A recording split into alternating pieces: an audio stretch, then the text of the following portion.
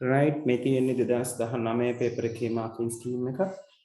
එතකොට ඒකට අදාළව අපි අද පේපර් එක කතා කරගෙන යමු. මුලින්ම කතා කරන්න කියලා තියෙනවා තුන්වෙනි එක පොදු යතුරු සහ පෞද්ගලික යතුරු භාවිතයෙන් සිදු කරන গুপ্ত කේතනය සහ গুপ্ত විකේතනය හඳුන්වනු ලබන්නේ. දැන් මේක අපි පේපර්ස් කීපයකම කතා කරා. ඔයගලන්ගේ গুপ্ত කේතනය කියන එකට වර්ග දෙකක් තියෙනවා. গুপ্ত කේතනය කරන්න පුළුවන් වර්ග දෙක තමයි සමමිතික සහ අසමමිතික. symmetric and asymmetric. මේ මෙතන කියලා තියෙන්නේ. අපිට පුළුවන් අසමමිතික গুপ্ত කේතනය කරන්න, ආයි සමමිතික গুপ্ত කේතනය කරන්න. ඒක තමයි වර්ග දෙක. සමමිතික গুপ্ত කේතනය ඒකේ සිංහල වචනේම මතක තියාගන්න පුළුවන්. සමමිතිකයි කියලා කියන්නේ එක යතුරයි. right? අසමමිතිකයි කියලා කියන්නේ යතුරු දෙකයි. right? ඔන්න ඔතනින් මතක තියාගන්න ඕක. right? එතකොට මේ සමමිතික গুপ্ত කේතනයට තව නමක් කියනවා පුද්ගලික යතුරු গুপ্ত කේතනය කියලා. right? මෙයාට අපි කියනවා පොදු යතුරු গুপ্ত කේතනය කියලා.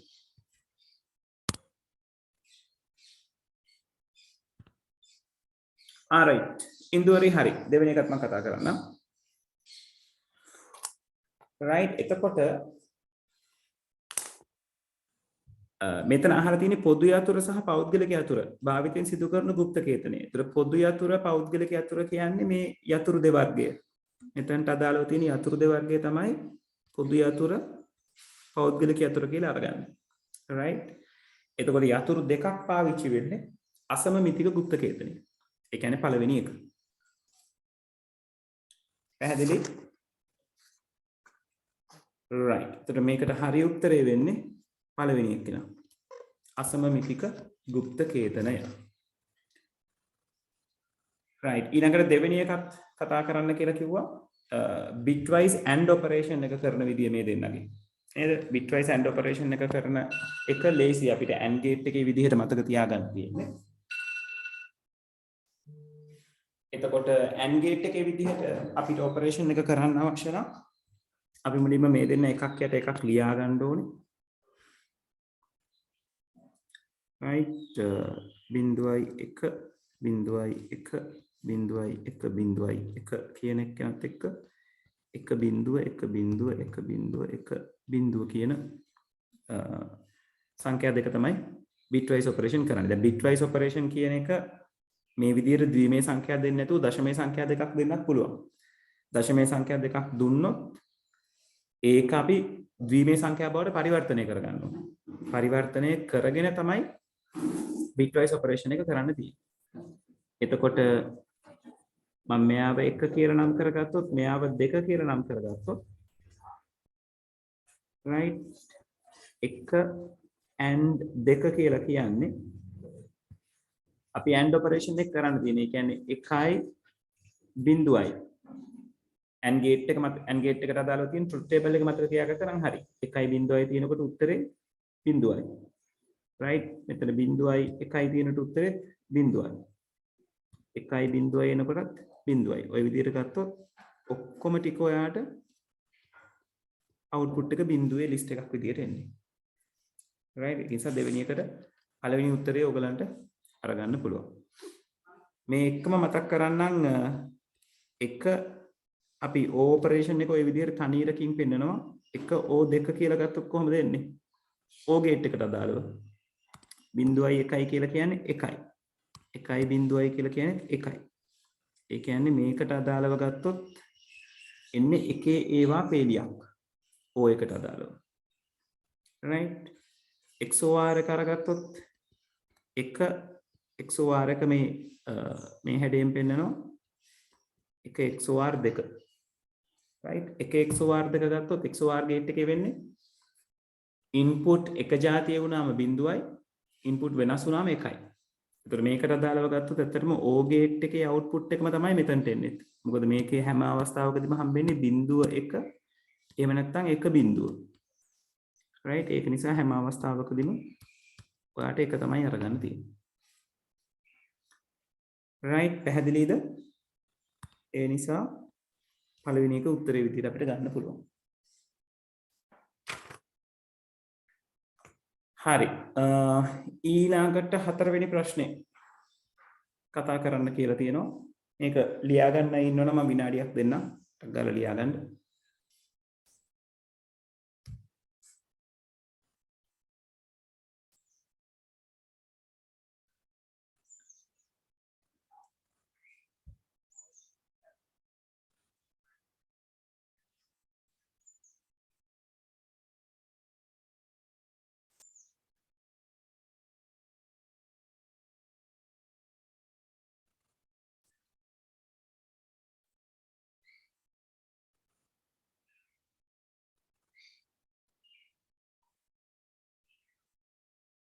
right ලියන කෙනෙක් ඉන්නවද තාම?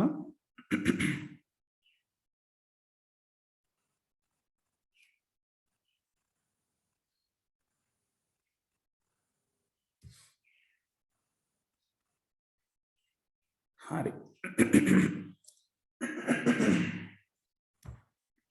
right අපි හතරවෙනි ප්‍රශ්නට යනවා. එක්තරා පරිගණක ජාලයක සෑම නොඩුවක්ම not එකක් කියලා කියන ළමයි පරිගණක ජාලයකට සම්බන්ධ කරන ඕනම ඩිවයිස් එකක්. right මධ්‍යගත ජාල උපක්‍රමයකට central network device එකකට ඍජුවම සම්බන්ධ කර ඇත. මෙවැනි ඵලකයක් හඳුන්වනු ලබන්නේ. ඉතින් ඕක මතකයට එනවා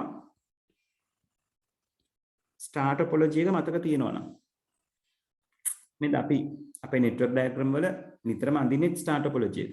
star topology එකේ switch එක හරි hub එක හරි තමයි මේ central device එක කියලා අපි ගන්න. ඒතර මෙයාට devices මේ විදිහට connect වෙලා තියෙනවා. right ඒතර මේ කතා කරන්නේ star topology එක ගැන. ඒතර මේ central network device නැත්නම් මධ්‍යගත ජාල උපක්‍රමය කියලා කියන්නේ මේ switch එකට.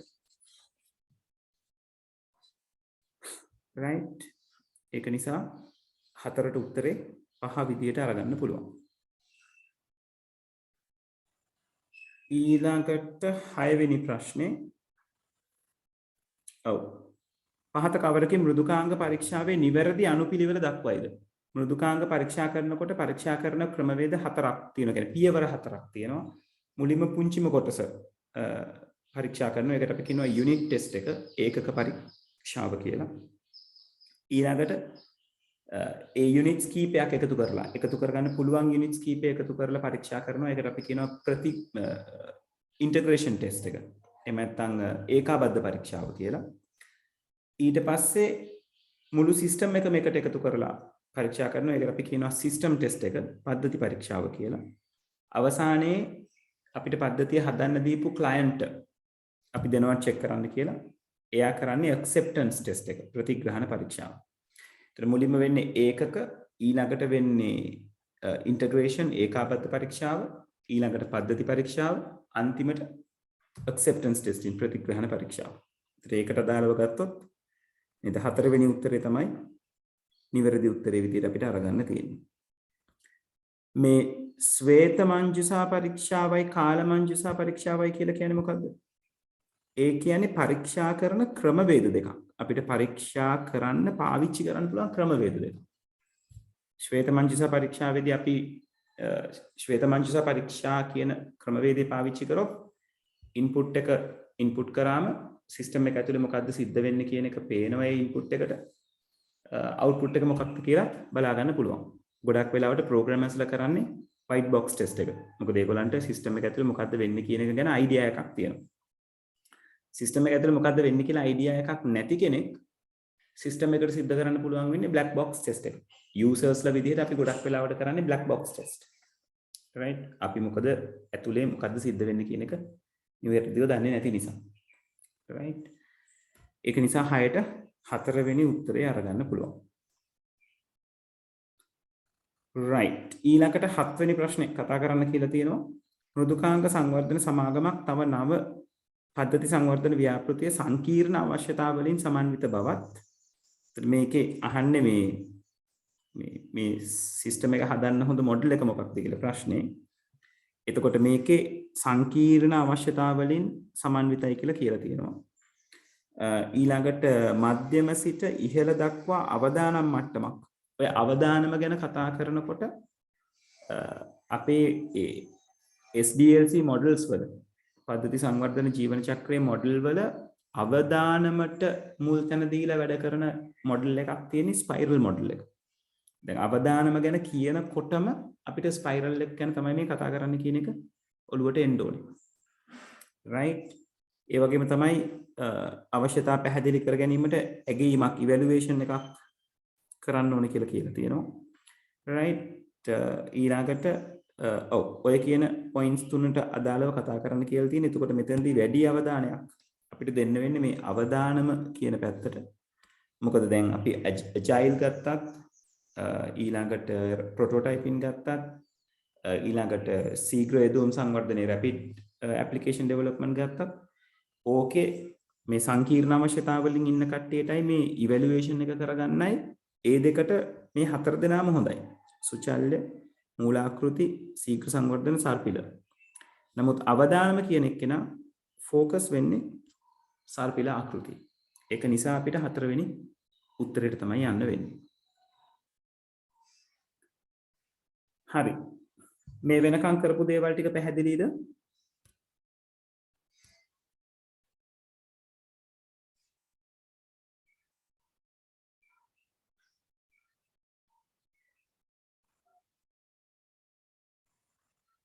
right. හරි. right, okay.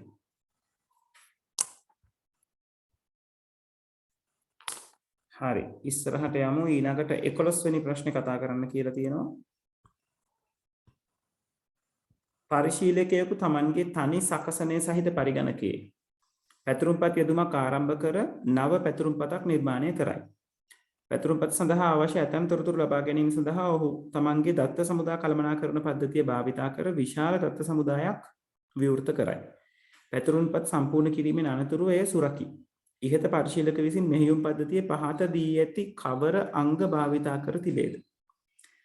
දැන් සන්දර්භ ස්විචනය කියන එක අපිට උවමනා වෙන්නේ ඇයි? OS එකකට උවමනා වෙන්නේ ඇයි?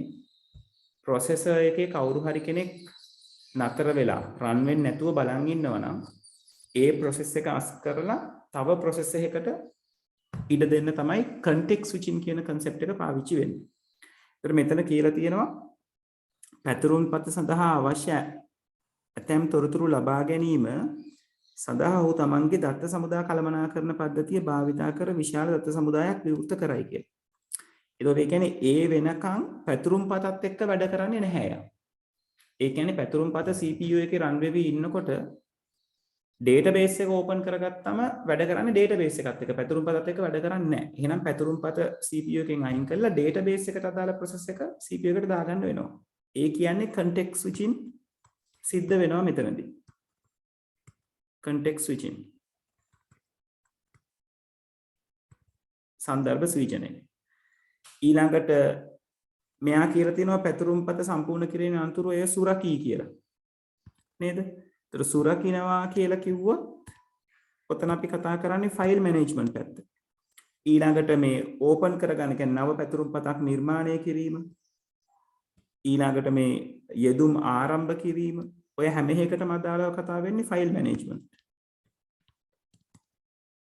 මොකද අපේ OS එක ඇතුලේ තියෙන ෆයිල් එකක් තමයි අපි මැනේජ් කරගන්නේ. right, ඒක නිසා A හා B බොහොම පැහැදිලිවම මේකට අදාළයි කියලා කතා කරන්න පුළුවන්. මේ අතත්‍ය මතකය කියන එක ඇත්තටම මෙතන ලොකුවට පැහැදිලි වෙන්නේ අතත්‍ය මතකය අපි පාවිච්චි කරනවද කියලා. අපිට අතත්‍ය මතකයක් පාවිච්චි කරනවා කියලා සැක කරන්න පුළුවන් එකම තැන තමයි වෙන්නේ මෙතන විශාල දත්ත සමුදායක් කියන එක.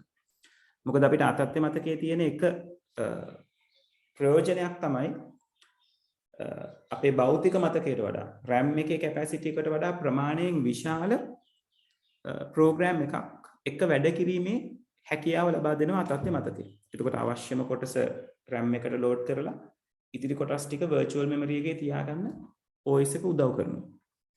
ඒතර මෙතන ඇත්තටම ප්‍රශ්නේ තිබුණා නම් වඩා හොඳයි මේ භෞතික මතකයට වඩා ප්‍රමාණයෙන් විශාල දත්ත සමුදායක් විවෘත කරයි කියලා තිබ්බනම් ඇත්තටම මේ කතාව හරියටම හරි කියලා අපිට අරගන්න පුළුවන්. දැන් මේ දෙන්න මෙතනට කොහොමත් එනවා කියලා අපි අරගෙන තියෙනවා. මේගොල්ලෝ මේ විශාල කියන පොයින්ට් එක අරගෙන පස්වෙනි උත්තරේ තමයි නිවැරදි උත්තරේ කියලා අරගෙන තියෙන්නේ. හැබැයි එතන පොඩි මිස්මැච් එකක් තියෙනවා. ඒක අර පොයින්ට් එකත් එක්ක පැහැදිලි කරා නම් වඩා හොඳයි. රයිට් 11 වෙනි ප්‍රශ්නෙට 5 කියන උත්තරේ තමයි ඒගොල්ලෝ අරගෙන තියෙන්නේ. රයිට් ඊළඟට 12 වෙනි එක ජාලගත දෘඩාංග උපක්‍රමය සංවේදක සම්බන්ධතාවන් සහ අවශ්‍ය මෘදුකාංග භාවිතයෙන් සාර්ව ද්‍රව්‍ය අන්තර්ජාල ලෙස හැඳින්වෙන සුහුරු පරිසරයක් ගොඩනගාගත හැක. සාර්ව ද්‍රව්‍ය අන්තර්ජාලය පිළිබඳ පහත කවර වගන්තියක් සත්‍ය වේද? දැන් IoT ලෙසන් එකට අදාළව ඔයගලන්ට සරලව මතක තියාගන්න තියෙන්නේ IoT කියලා කියන්නේ Internet of Things. මෙතන මේගොල්ලෝ මෙතන පෙන්නලා තියෙන Internet of Things කියන එක. එතකොට මේ කියන්නේ ඉන්ටර්නෙට් කියලා කියන්නේ අන්තර්ජාලයක් කියන එකනේ. එතකොට Internet of Things කියලා කියන්නේ දේවල් වල අන්තර්ජාලයක්. ඒ කියන්නේ පරිශීලකයන්ගේ සහභාගීත්වයකින් තොරව devices නැත්නම් උපකරණ එකිනෙක සම්බන්ධ වෙලා සිද්ධ කරගන්න මෙහෙයුමක් තමයි මේ IoT කියලා අපි කතා කරන්නේ. මෙතෙන්දී ගොඩාක් වෙලාවට අපි sensors පාවිච්චි කරනවා. ආලෝක සංවේදක, උෂ්ණත්ව සංවේදක, ඊළඟට ඔය proximity ළඟට කියන්නේ ළඟ දුරමයින සංවේදක, right? ඔය වගේ සංවේදක ගොඩක් පාවිච්චි කරනවා. ඒකට ඒවා දැන් උදාහරණයක් විදිහට අපි ඔය ගේට්ස් වල එහෙම කතා කරන concept අඳුර වැටෙනකොට බල්බ් එක පත්තු වෙන එක. උෂ්ණත්වය වැඩි වෙනකොට කාමරයක් ඇතුලේ ෆෑන් එක වැඩ කරන එක. ඒවා IoT solutions කියලා අපිට අරගන්න පුළුවන්. එතකොට මිනිස්සුන්ගෙන් බලපෑමක් නැහැ. sensors වලින් අදාළ පරිසරය sense කරලා ඒකට අදාළ භාණ්ඩය නැත්නම් අදාළ device එක වැඩ කරනවා. right? ඒතර එහෙම දෙයක් තමයි Internet of Things කියලා කියන්නේ. right? එතකොට මෙතනදී Internet of Things කියලා කිව්වම ගොඩාක් කට්ටිය මේ වැරදි අදහසක් ගන්නවා. මේ ඉන්ටර්නෙට් කියන වචනේ තියෙන නිසා මේකට ඉන්ටර්නෙට් කනෙක්ෂන් එකක් අනිවාර්යෙන් අවශ්‍යයි කියලා. දැන් අපි sensors පාවිච්චි කළා. දැන් මම කලින් කියපු උදාහරණ. කාමරයේ උෂ්ණත්වය වැඩි වෙනකොට automatically fan එක වැඩ කරන්න ගත්තොත් ඒකට ඕන වෙන්නේ උෂ්ණත්ව සංවේදකයයි fan එකට indicate කරන්න fan එකේ motor එක ක්‍රියාත්මක කරන්න අවශ්‍ය වෙන සංවේදකයකුයි විතරයි. right? ඒකට උෂ්ණත්ව සංවේදකයේ අඩු වැඩි වීම අනුව උෂ්ණත්ව සංවේදකය communicate කරන්න ඕනේ fan එකත් එක්ක. දැන් උෂ්ණත්වය අඩුයි ඒක නිසා ඔයාගේ මෝටරේ කරකවන්න. දැන් උෂ්ණත්වය වැඩි ඒක නිසා මෝටරේ කරකවන එක නතර කරන්න. එතකොට එහෙම කනෙක්ෂන් එකක් හදාගන්න ඒ දෙන්න අතර සම්බන්ධතාවක් තිබුණාම ඇති. ඒකට ඉන්ටර්නෙට් අත්‍යවශ්‍ය නැහැ. හැබැයි ඉන්ටර්නෙට් පාවිච්චි වෙන අවස්ථා තියෙනවා. දැන් ඔයගොල්ලෝ ඔය ගොඩක් වෙලාවට ඇඩ්වර්ටයිස්මන්ට් වල පවා දැකලා ඇතිනේ. මේ ටැබ් එකෙන් ගෙදර ලයිට් ඔන් කරන්න ඕෆ් කරන්න කන්ට්‍රෝල් කරන්න පුළුවන් කියලා SLT එකේ එහෙම මාකට් කරන්න. රයිට්. ඒතර එතනදී ඉන්ටර්නෙට් උවමනා වෙනවා ඇත්තට. අපි කොහේ හිටියත් අපේ තියෙන සෙන්සර් එක හරහා සෙන්සර් එකට අපි ඉන්ටර්නෙට් හරහා සම්බන්ධ වෙලා වෙන තැනක තියෙන සෙන්සර් එකක් රිමෝට්ලි ක්‍රියාත්මක කරනවා. ඒක එක අංගයක් විතරයි. හැම තැනටම අන්තර්ජාලය කියන එක අවශ්‍ය වෙන්නේ නැහැ.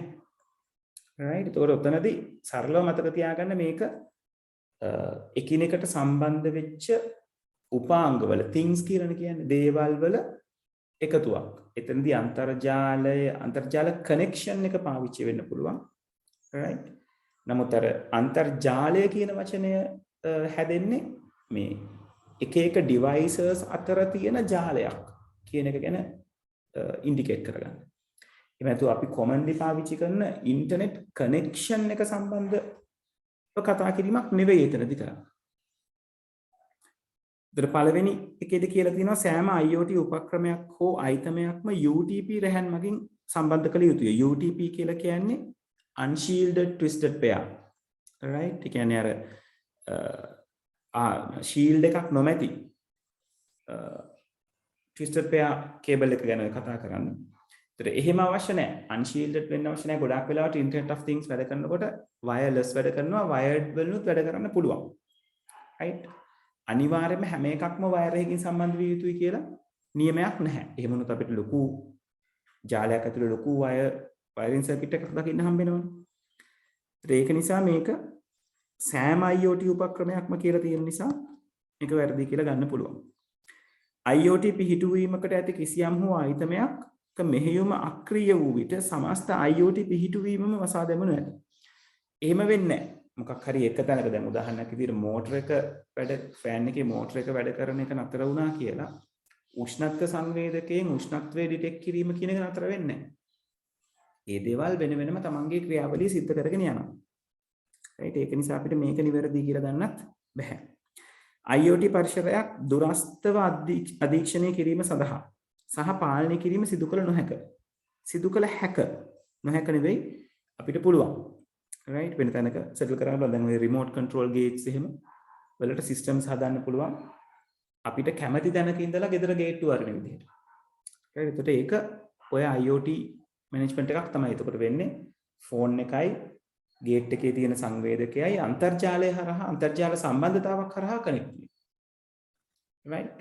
දැන් අපි අපේ ගෙදර තියෙන remote එකකින් gate එක අරිනවා කියලා කියන්නේ එතනදි වෙන්නේ remote එක කියන device එකයි gate එකේ තියෙන sensor එකයි සම්බන්ධ වෙන්නේ. එතනත් IoT තමයි. right?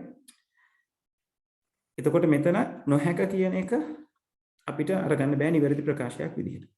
IoT පිහිටුවීමකට නවීන සුහුරු දුරකථන සම්බන්ධ කළ නොහැක. නොහැක නෙවෙයි ඒක සම්බන්ධ කරන්න පුළුවන්. එතකොට පස්වෙනි එක තමයි අරගන්නේ අත්‍යවශ්‍ය නොවේ කියන එක. අත්‍යවශ්‍ය නොවේ. අවශ්‍ය වෙන්න පුළුවන් අත්‍යවශ්‍ය නොවේ. IoT පිහිටුවීමකට ක්‍රියාකාරීත්වය සඳහා අන්තර්ජාල සම්බන්ධතාවක් අත්‍යවශ්‍ය නැහැ. තියෙන්නත් පුළුවන් නැතිවෙන්නත් පුළුවන්. ඒක නිසා මේක නිවැරදි කියලා අරගන්න පුළුවන්. ඔය IoT සම්බන්ධයෙන් පේපර් එකේ ආපු පළවෙනි ප්‍රශ්නේ. right? ඒක නිසා පොඩ්ඩක් ඕක ඔතනින්ම කතා බහ කරලා චුට්ටක් ඔළුවට දාගන්න. right. ඊළඟට 13 වෙනි ප්‍රශ්නේ පහත කුමකින් කාර්යබද්ධ නොවන අවශ්‍යතාවක් නැත්නම් අවශ්‍යතා දැක්වෙයිද? මෙතනත් මේ සිස්ටම් එක මොකක්ද කියලා පොඩ්ඩක් කියලා තිබුණා නම් ඇත්තටම වටිනවා. නමුත් අපිට මේක කියවලා අයිඩියා එකක් ගන්න තමයි වෙන්නේ. රූපයක් තමන්ගේ පැතිකඩ ඡායාරූපය ලෙස පද්ධතියට උඩුගත කිරීමට පරිශීලකයෙකුට අවස්ථාව තිබිය යුතුය. එතන ඇත්තටම මේ කරන ක්‍රියාවක් පරිශීලකයා සිස්ටම් එකට අදාළව කරන ක්‍රියාවක් කතා කරන්නේ. එතකොට පරිශීලකයා සිස්ටම් එකට අදාළව කරන ක්‍රියාවක් නැත්නම් සිස්ටම් එකෙන් පරිශීලකයාට ලබා දෙන ක්‍රියාවකට අපි කියන්නේ ෆන්ක්ෂනල් රික්වයර්මන්ට් එකක් කියලා. කාර්යබද්ධ රික්වයර්මන්ට් එකක් කියලා. ඒක නිසා මෙයා ෆන්ක්ෂනල් රික්වයර්මන්ට් කියලා තමයි අපිට ගන්න වෙන්නේ. පිටවීම පරීක්ෂාවේදී අදාළ බදු අනුපාතය ඇතුළත්ව නිවැරදි වාර්නා කියන්නේ ඉන්වොයිස් අගේ ගණනය කළ යුතුය. දැන් මෙතන උත්තරේ දෙනකොට මේගොල්ලෝ අහලා තියෙන්නේ කාර්යබද්ධ නොවන අවශ්‍යතාවය දක්වන්න කියලා. කාර්යබද්ධ නොවන එක්කෙනා. සාමාන්‍යයෙන් අපි කාර්යබද්ධ අවශ්‍යතාව ගැන කතා කරනකොට accuracy කියන එක ගැන කතා බහ වෙනවා. right? දැන් මේ දෙවෙනි එකේදී මේ නිවැරදි වාර්නාව කියන එකේදී accuracy කියන fact එක ගැන indicate වෙනවා.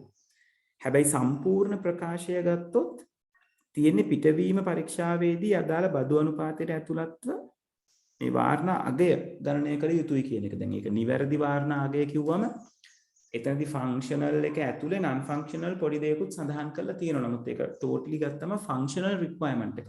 exit වෙනකොට invoice එකේ එකතුව හරිද කියලා හරියට ගණනය වෙනවා කියන එක. right? එතකොට මේ මෙතන ඇත්තටම නිවැරදි කියන වචනේ නැතුව පිටවීම පරීක්ෂාවේදී අදාළ බදු අනුපාතයේ ඇතුළත්ව වාර්නාගේ ගණනය කළ යුතුය කිව්වනම් හරියටම අපි ෆන්ක්ෂනල් රික්වයර්මන්ට් එකක් ගැන කතා බහ කරන්නේ. right? නමුත් විභාගෙදී මේකත් ෆන්ක්ෂනල් රික්වයර්මන්ට් එකක් විදිහට ඒගොල්ලෝ අරගෙන තියෙනවා. මොකද නිවැරදිව කියන එක එතනදී අර ලොකුවට ඉෆෙක්ට් එකක් වෙන විදිහට ඒගොල්ලෝ සඳහන් කරලා නැති නිසා. දැන් C කියන එක නා ගත්තම පද්ධතියේ සේවා පැවැත්ම 99.9%ක්ම සපුරාලිය යුතු වෙයි. right? එතකොට ඒතනදී කතා බහ කරන්නේ මේ ඵලදායීතාවයේ පැත්තට නැත්නම් ඩියුරබිලිටි පැත්තට සම්බන්ධ දෙයක්. right? එතකොට ඒක පැහැදිලිවම non functional requirement එකක්. මොකද මේ පද්ධතියේ සේවා පැවැත්ම කියලා කියන්නේ පද්ධතියේ කියන්නේ මේ සර්විස් එක ලබා දීමේ හැකියාව. right? 99.9%ක්ම සපුරාලිය යුතුයි කියලා තමයි එතෙන්දී කතා බහ කරන්නේ. මේක පැහැදිලිවම non functional requirement එකක් කියලා ගන්න පුළුවන්. right? ඒක නිසා 13 වෙනි ප්‍රශ්නෙට උත්තරේ විදියට ගන්න වෙන්නේ C පමණි කියන උත්තරේ. 3 වෙනි උත්තරේ. හරි. ඊළඟට 16 වෙනි ප්‍රශ්නේ කතා කරන්න කියලා තියෙනවා. ඔව් මේ වගුවට අදාළව කතා බහ කරන්න කියලා තියෙන්නේ. ඉහත වගුව පිළිබඳ පහත් දැක්වෙන ප්‍රකාශය සලකන්න. ඔව්. එයට සංයුක්ත ප්‍රාථමික යතුරක් පවතී. දැන් මෙතන අපිට වගුවේ ප්‍රාථමික යතුරක් ගැන සඳහන් කළා නැහැ. එතකොට අපි ස්ටුඩන්ට් ID කියන කෙනා ගත්තොත් අපිට පේනවා මෙන්න මෙතනයි ID එක රිපීට් වෙනවා. ආයෙත් සැරයක් මෙතනයි IDs රිපීට් වෙනවා කියන එක. ඒ කියන්නේ ස්ටුඩන්ට් ID එක තනියෙන් ප්‍රයිමරි කී එකක් වෙන්න බෑ. ඉවෙන්ට් ID එක ගත්තම S.2 මේ තැන්වල රිපීට් වෙනවා. ඊළඟට S.1 කියන එක මේ තැන්වල රිපීට් වෙනවා. right? එතකොට අපිට ඒ දෙන්න කියන්නේ ඉවෙන්ට් ID එක තනිව හෝ ස්ටුඩන්ට් ID එක තනිව ප්‍රාථමික යතුරක් විදිහට ගන්න බෑ. එතකොට එහෙම තනිව තෝරන්න බැරි නම් පැහැදිලිවම මේ වගුවට තියෙන්න ඕනේ සංයුක්ත ප්‍රාථමික යතුරක්. right? එතකොට ඒ කියන්නේ ඒට සංයුක්ත ප්‍රාථමික යතුරක් පවතී කියන ප්‍රකාශය නිවැරදි කියලා අපිට අරගන්න පුළුවන්. ඊළඟට මේක කියලා කියනවා event name උපලැකිය. ඒ කියන්නේ මෙයා ස්ටුඩන්ට් ස්පෝර්ට් වගුවේ ප්‍රාථමික යතුර මත පූර්ණ පරායත්ත වේ. right?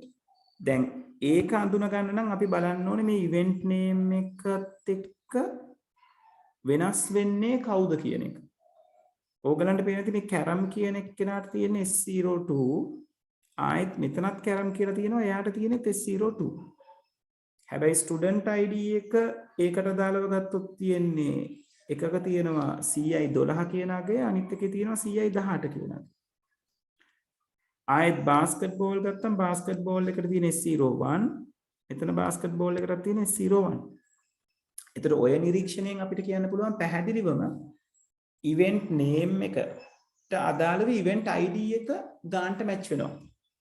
ඒ කියන්නේ event name එක event ID එක මත රඳාපවතිනවා පැහැදිලිවම.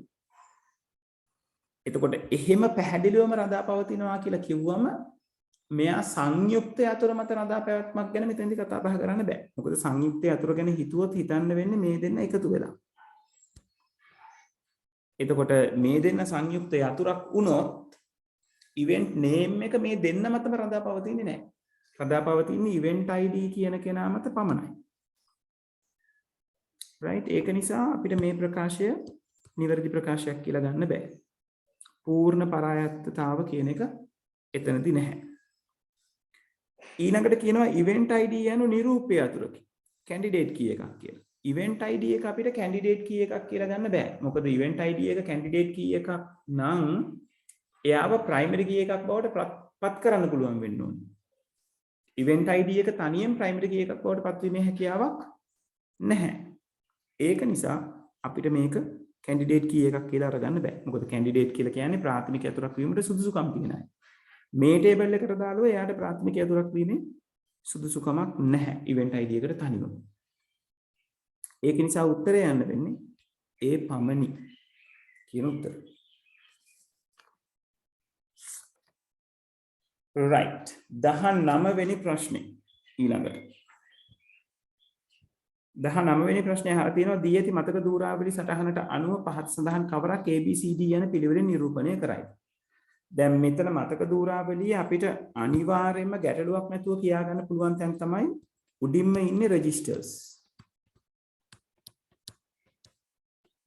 ඊළඟට නිහිත මතකයේ cache වලත් අපි level අරගත්තොත් L1 cache එක මුලින් L2 එක ඊළඟට L3 එක ඊළඟට කොහොම තමයි memory hierarchy එකේ කෑෂ් ලෙවල් ටික එන්න. ඊළඟට B ට එන්න පුළුවන් කෙනා තමයි RAM එක. random access memory එක. right? ඔය පිළිවෙල වෙනස් වෙන්නේ නැහැ කොයිම අවස්ථාවක. registers, cache, RAM. ඊට පස්සේ තමයි ඇත්තටම ද්විතීක මතකය කියන එක එන්නේ. ඒතකොට මෙතන ඉඳලා මෙතනටම තියෙන්නේ කතා කරන්නේ ද්විතීක මතකය ගැන.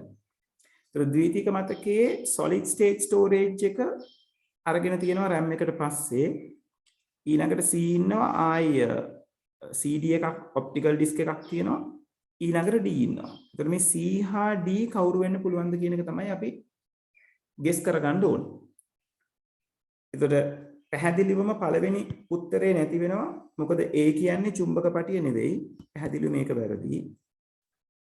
සකසනේ රෙජිස්ටර් කියලා පටන් ගන්න 3 දෙනෙක් ඉන්නවා. ඒක නිසා 2 3 4 පළවෙනි උත්තරේට අදාළව හරි වෙන්න පුළුවන්. පස්වෙනි එක සසම්භාව්‍ය ප්‍රවේශ මතකයේ ඒක නිසා ඒක වැරදි.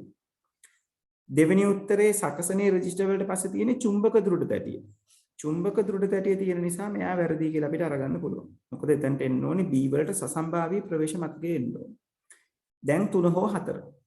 3 හෝ 4 උත්තර තියෙන්නේ C හා D වලට එකක චුම්බක දෘඩ තුනේ තියෙනවා චුම්බක දෘඩ තැටිය චුම්බක පටිය.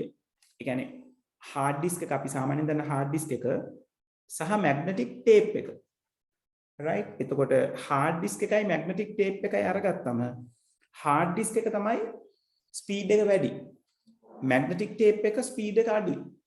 ඒක අර tape device එකකට දාලා පාවිච්චි කරන්න ඕනේ. ඒක අර සාමාන්‍යයෙන් කැසට් එකක් පාවිච්චි කරනවා හා සමානයි. කැසට් එකකට වඩා වේගයෙන් hard disk එක ක්‍රියේට් කිරීම කරන්න පුළුවන්.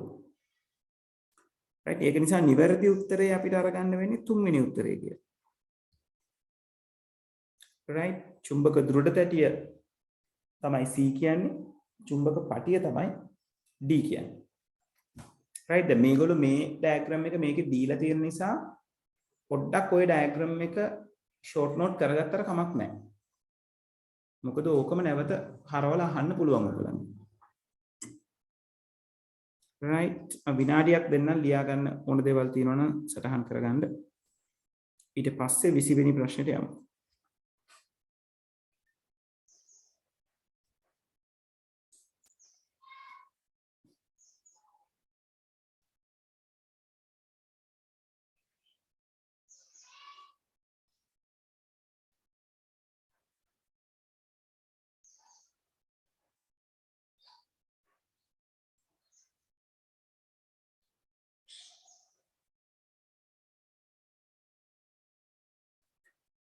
හරි 20 වෙනි ප්‍රශ්නේ අහලා තියෙන්නේ අඩු කිරීම ගැන. right? දැන් ගොඩක් තැන්වල එකතු කිරීම අහා හිටියා. දැන් අඩු කිරීම අහලා තියෙනවා. දැන් මෙතන ඔයාට අඩු කිරීම කියන එක කරන්න පුළුවන් විදි කීපයක් තියෙනවා ළමයි. right? ලේසිම දේ අඩු කිරීම දැනගෙන සිටීම. right? එහෙම නැත්නම් හොඳ දේ තමයි මේ ද්විමේ සංඛ්‍යා දෙකෙන් නිරූපණය වෙන දශමයේ සංඛ්‍යා දෙක අරගෙන ඒක අඩු කරලා ආයි ද්විමේ සංඛ්‍යාවකට පෙරලා ගැනීම. right? ඒ ඔය approaches දෙකෙන්ම කරගන්න පුළුවන්. right? දැන් මම ද්විමේ සංඛ්‍යා අඩු කරන විදිහෙම පොඩ්ඩක් වැඩේ කතා කරන්නම්. මොකද මේක දශමයේ වලට පෙරලලා අඩු කරලා ආයි ඒක ද්විමේ කරගන්න එක ගැන කවුරුත් දන්නවනේ. right? මේක කොහොමද සිද්ධ වෙන්නේ කියන එක. right? ඒතර මෙතෙන්දි වෙන්නේ බිඳුවෙන් එකක් අඩු කරන්න බෑ. ඒක නිසා අපි ඊළඟ ස්ථානයෙන් ඉල්ල ගන්න වෙනවා. දැන් මේවා දෙකේ පාදයේ සංඛ්‍යා. ඒක නිසා එක ස්ථානයකින් ඉල්ලුවම දෙකක් තමයි ඔයගලන්ට හම්බෙන්නේ. එතකොට මේ ස්ථානයෙන් ඉල්ලන්න බෑ. ඒ ස්ථානෙත් බිඳුවක් තියෙන. ඒක නිසා මේ ස්ථානයෙන් ඉල්ල ගන්න වෙනවා. right? එතකොට ඔය ස්ථානයෙන් ඉල්ලුවම මෙතනින් මෙතනට ඔයගලන්ට එනවා දෙකක්. ඒ දෙකෙන් තමයි මෙතනින් මෙතනට තව එකක් ඉල්ල ගන්න පුළුවන් වෙන්නේ. එතකොට මෙතන දෙකක් වෙනවා. මෙතනට ඉල්ලගත්ත දෙක එකක් බවට පත් වෙනවා. එතකොට දෙකෙන් එකක් එකයි. මෙතන දැන් තියෙන්නේ 1 එකෙන් බිඳුවක් එකයි. මෙතන තිබ්බ එකෙන් අපි එක ගොඩක් අරගත්තේ. ඒක නිසා මේ එක තවදුරටත් මෙතන පවතින්නේ නැහැ. එයා බිඳුවක් බවට පත් වෙනවා. දැන් ආයසරයක් වාට බිඳුවෙන් එකක් අඩු කරන්න තියෙනවා. එහෙම අඩු කරන්න බෑ. නැවත ඔයාලට මේ පැත්තෙන් ගන්න වෙනවා. ඒ පැත්තෙන් ගත්තම ඔයාලට දෙකක් හම්බ වෙනවා එතනට. දැන් පුළුවන් දෙකෙන් එකක් අඩු කරන්න එකයි කියලා මේ පැත්තේ තිබ්බ එක ගොඩ අරගත්තේ ඒක නිසා දැන් මෙයා බිඳුවක් බවට පත් වෙලා තියෙනවා. ඒතර බිඳුවෙන් බිඳුවක් අඩු කරන්න පුළුවන්. එතකොට උත්තරේ බිඳුවයි. ආයි වතාවක් මේ බිඳුවෙන් එකක් අඩු කරන්න බෑ. මෙතනින් ඉල්ල ගන්නත් බෑ. නැවත වතාවක් අර කලින් කරපු දෙයම සිද්ධ වෙනවා. මෙතනින් මෙතනට ඉල්ලුවාම දෙකක් හම්බ වෙනවා. එතනින් මෙතනට ඉල්ලුවාම මෙතනට දෙකක් හම්බෙලා මෙයා එකක් බවට පත් වෙනවා. දෙකෙන් එකක් එකයි, එකෙන් බිඳුවක් එකයි. මෙතනින් ඉල්ලගත්ත නිසා දැන් මෙතන තියෙන බිඳුවයි. මොකද එක ගොඩයි තිබ්බේ ඒක ගොඩ එහා පැත්තට දාගත්තා. ආයසරයක් ඒ කියන්නේ මෙතනින් ඉල්ල ගන්න වෙනවා. එතකොට මෙතනට එනවා දෙකක්. දෙකෙන් එකක් එකයි කියලා ගන්න පුළුවන්. මෙතන තිබ්බ එක ගොඩ බිඳුව බවට පත් වෙනවා. බිඳුවෙන් බිඳුවක් බිඳුවයි කියලා අරගන්න පුළුවන්. right. එතකොට උත්තරේ වෙන්නේ තුන්වෙනි උත්තරේ.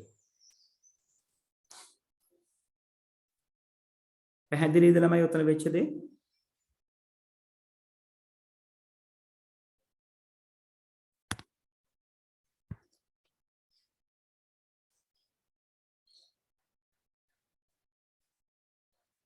ඔව් ළමයි මේ වෙනකන් වෙච්ච දේවල් ටික ක්ලියර්ද?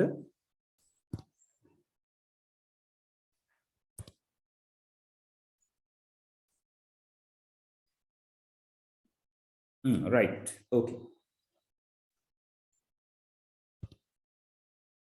හරි. ඊළඟට 22 වෙනි ප්‍රශ්නේ කතා කරන්න කියලා තියෙනවා. අපහාරකීන් hackers ගැන පහත් සඳහන් ප්‍රකාශයක් නැත්නම් ප්‍රකාශය වළංගු වේද කියලා අහන්නේ. මේක ටිකක් නේද පටලන සහගතයි. මොකද මට අනුව නම් මේගොල්ලෝ මේ කියලා තියෙන ඩෙෆිනිෂන් හැම එකක්ම ඒකට ගැලපෙන විදිහට කියලා නෑ. නමුත් අපිට සැක කරන්න පුළුවන් මට්ටමේ දේවල් තමයි මෙතන තියෙන්නේ. ඔවුන් අභියෝගයක් ලෙස ඇතැම් විට මුදල් වෙනුවෙන් වෙබ් අඩවි වලට හානි කරන ලෙස අනවසරයෙන් ප්‍රවේශ වන්නා වූ එතනට වෙනකම්ම හරි. හොඳේ. එතනට වෙනකම්ම කියන කතාව හරි. ඊළඟට මේ නීරස දිවියකට හුරු වූ හුදකලා සමාජ විරෝධී යෝන්දියේ පසුවන තරුණයන් වේ කියන එක නම් මං හිතන්නේ නිවැරදි කියලා. මොකද හැක් කරන හැම කෙනාම නේද මෙහෙම කට්ටිය ඉන්න පුළුවන්. හැක් කරන හැම කෙනාම මේ වගේ නෙවෙයි. right. නමුත් විභාගෙදී මේක නිවැරදි කියලා අරගෙන තියෙනවා. ඊළඟට ඔවුන් තරඟකාරී ලෙස තනි පුද්ගලයන්ගේ හෝ ව්‍යාපාරවල පරිගණක පද්ධති වලට අනවසරයෙන් ප්‍රවේශ වන්නා වූ තොරතුරු තාක්ෂණ කුසලතා ඇති පුද්ගලයන් වේ. දැන් අපි සෙග්මන්ට්ස් විදිහට ගත්තොත් මේ කියන ටික හරි. ඒ කියන්නේ අර නීරස දිවියකට හුරු වෙච්ච කට්ටියකුත් ඉන්නවා. මෙහෙම එක එක්කෙනාට තරඟකාරී විදිහට මේක හැක් කරන්න පුළුවන් නම් මේක කරලා පෙන්නන්න, මේක හැක් කරන්න පුළුවන් නම් මේක කරලා පෙන්නන්න කියලා අන්න එහෙම තරඟකාරී විදිහට වැඩ ගිහිල්ලා හැකින් පැත්තට යන පිරිසකුත් ඉන්නවා. දෙකෙන්ම කරන්නේ අනවශ්‍ය දෙයක්. නමුත් පෙළඹවීම ඒ වගේ වෙන්න පුළුවන්. ඊළඟට ඔවුන් ප්‍රතිලාභ සඳහා දැඩි ස්වයංක්‍රීකරණයෙන් තනි පුද්ගලයන් හෝ ව්‍යාපාර වලට හානි කරන ලෙස ඉලක්කගත ප්‍රහාර එල්ල කරන්නා වූ සංවිධානාත්මක අපරාධකරුවන්ගේ කණ්ඩායම් වේ. ඔව්. එහෙම වෙන්නත් පුළුවන්. මොකද සයිබර් ක්‍රයිම් පැත්තට අරගත්තයින් පස්සේ නැත්නම් නෙට්වර්ක් ක්‍රයිම් පැත්තට අරගත්තයින් පස්සේ ඒගොල්ලොත් එක්තරා ආකාරයක නේද ඔය බෝම්බ පුපුරවනවා වගේ තමයි සංවිධානාත්මක අපරාධ කරන්නේ. right. ඒක නිසා 22 වෙනි ප්‍රශ්නෙට නේද හැකර්ස්ලා සම්බන්ධයෙන් ওই තුනම නිවැරදි කියලා අපිට අරගන්න පුළුවන්. right. හැබැයි එහෙම කියලා ඔය හැම එක්කෙනාම ඔය කියන විදිහම නෙවෙයි කියන එකත් ඔළුවේ තියාගන්න. හරි. 24 වෙනි ප්‍රශ්නේ ඔව් මේ EER diagram එක ගැන අපිට සිලබස් එකේ කතා කරන්න කියලා නැහැ. නමුත් මේගොල්ලෝ මෙතන සඳහන් කිරීමක් කරලා තියෙනවා EER කියලා කියන්නේ ER diagram එක තව දුරටත් ඉදිරියට ගියාම වෙනස් කරගන්න පුළුවන් තැනක්. right. ඒ කියන්නේ ER diagram එක තව දුරටත් විස්තරාත්මකව ඇඳ ගන්න පුළුවන් ස්ථාන. එතකොට මේ EER එක ගැන තියෙන ලක්ෂණ මේ ප්‍රශ්නෙම්ම ඉගෙන ගන්න. right? එතකොට මෙතන කියලා තියෙනවා EER ආකෘතිය මුල් ER ආකෘතිය ඇති සියලුම සංකල්ප ඇතුළත් වේ. එතකොට ER diagram එක කියලා කියන්නේ අපි හොඳට දන්න කියන කෙනා. EER කියලා කියන්නේ extended entity relationship. ඒ කියන්නේ තව දුරටත් දීර්ඝ කර ER diagram එකක් කියන එක. ඒකට මූලික සංකල්ප සියල්ලම ඇතුළත් වෙන්න ඕනේ EER එකේ ER diagram එකේ තියෙනවා. right? ඊළඟට මේ ER diagram වල කතා කරන concepts දෙකක් තමයි මේ specialization generalization කියලා කියන්නේ. එතකොට ඔය කියන දෙක ER වල පවතී කියන ප්‍රකාශය නිවැරදි. ඕක ඔය ප්‍රමාණයෙන් දැනගත්තම ඇති ළමයි.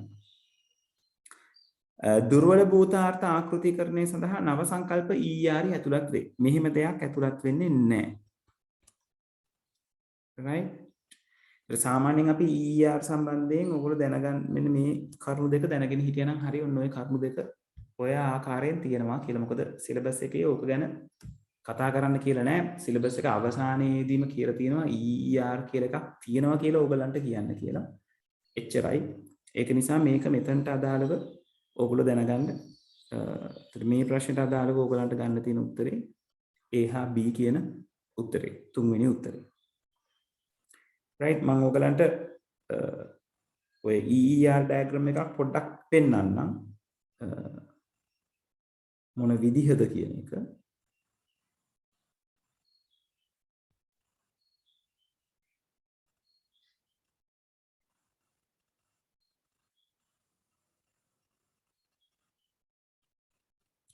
right?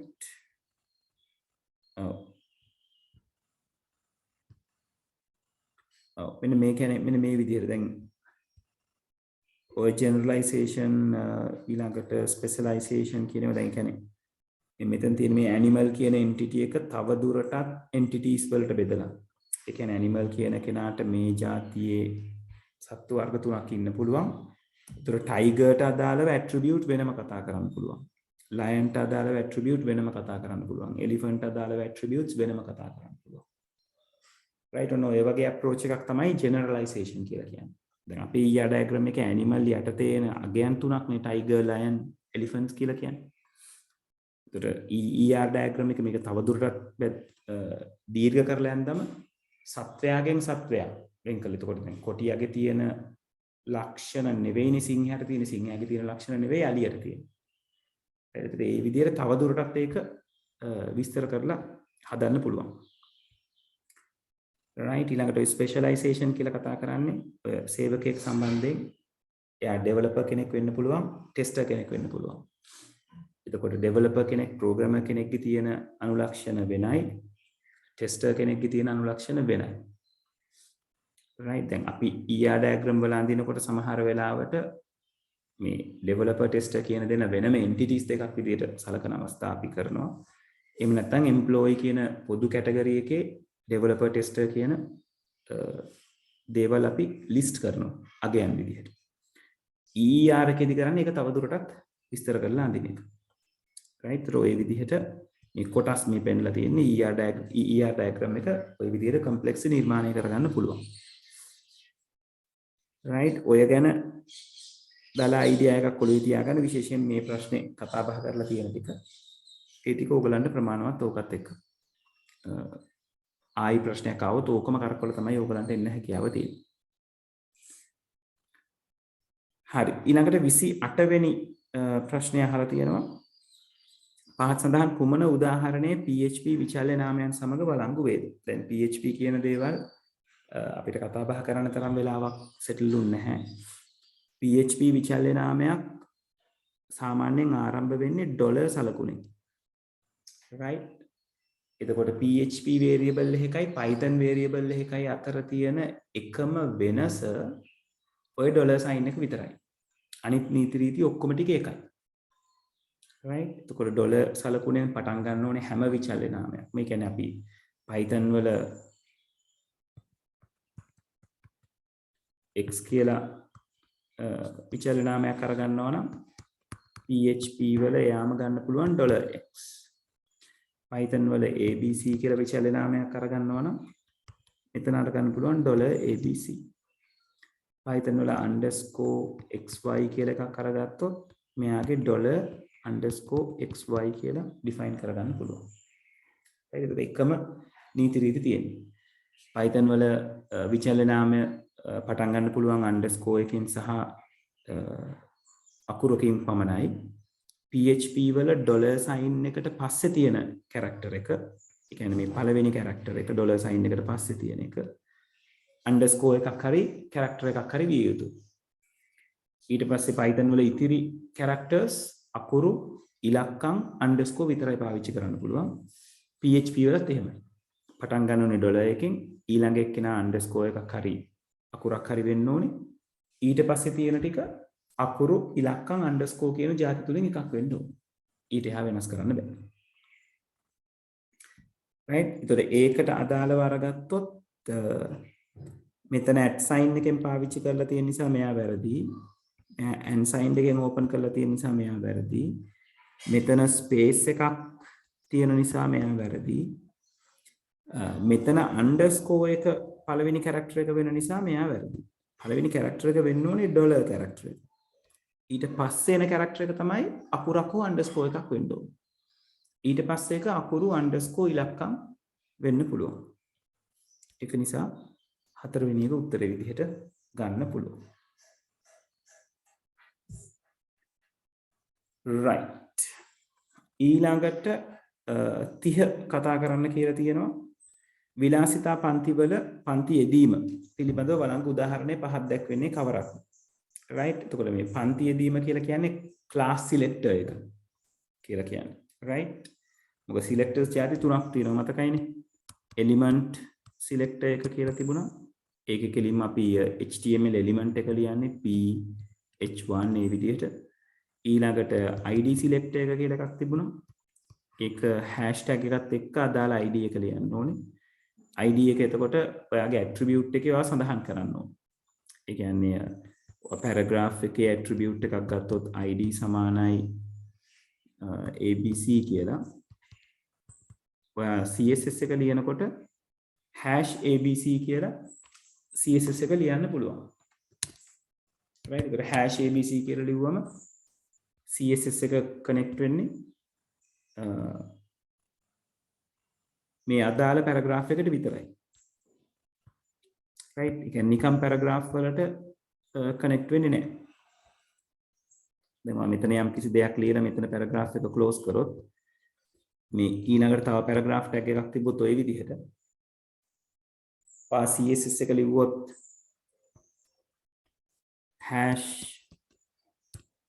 #abc color : blue කියලා නිල් පාට වෙන්නේ මේ paragraph එක විතරයි. මෙයා නිල් පාට වෙන්නේ නැත. right.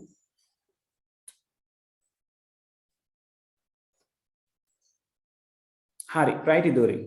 29 right. okay. right. okay. හරි. 29 මම කතා කරනවා.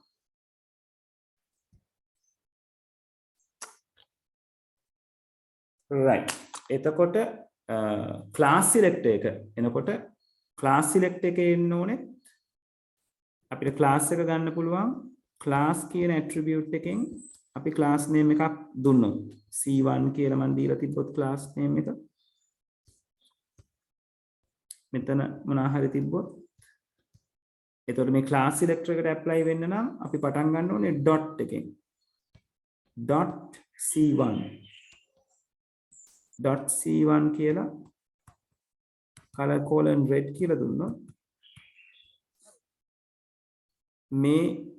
මේ paragraph එක නිල් පාට වෙනවා.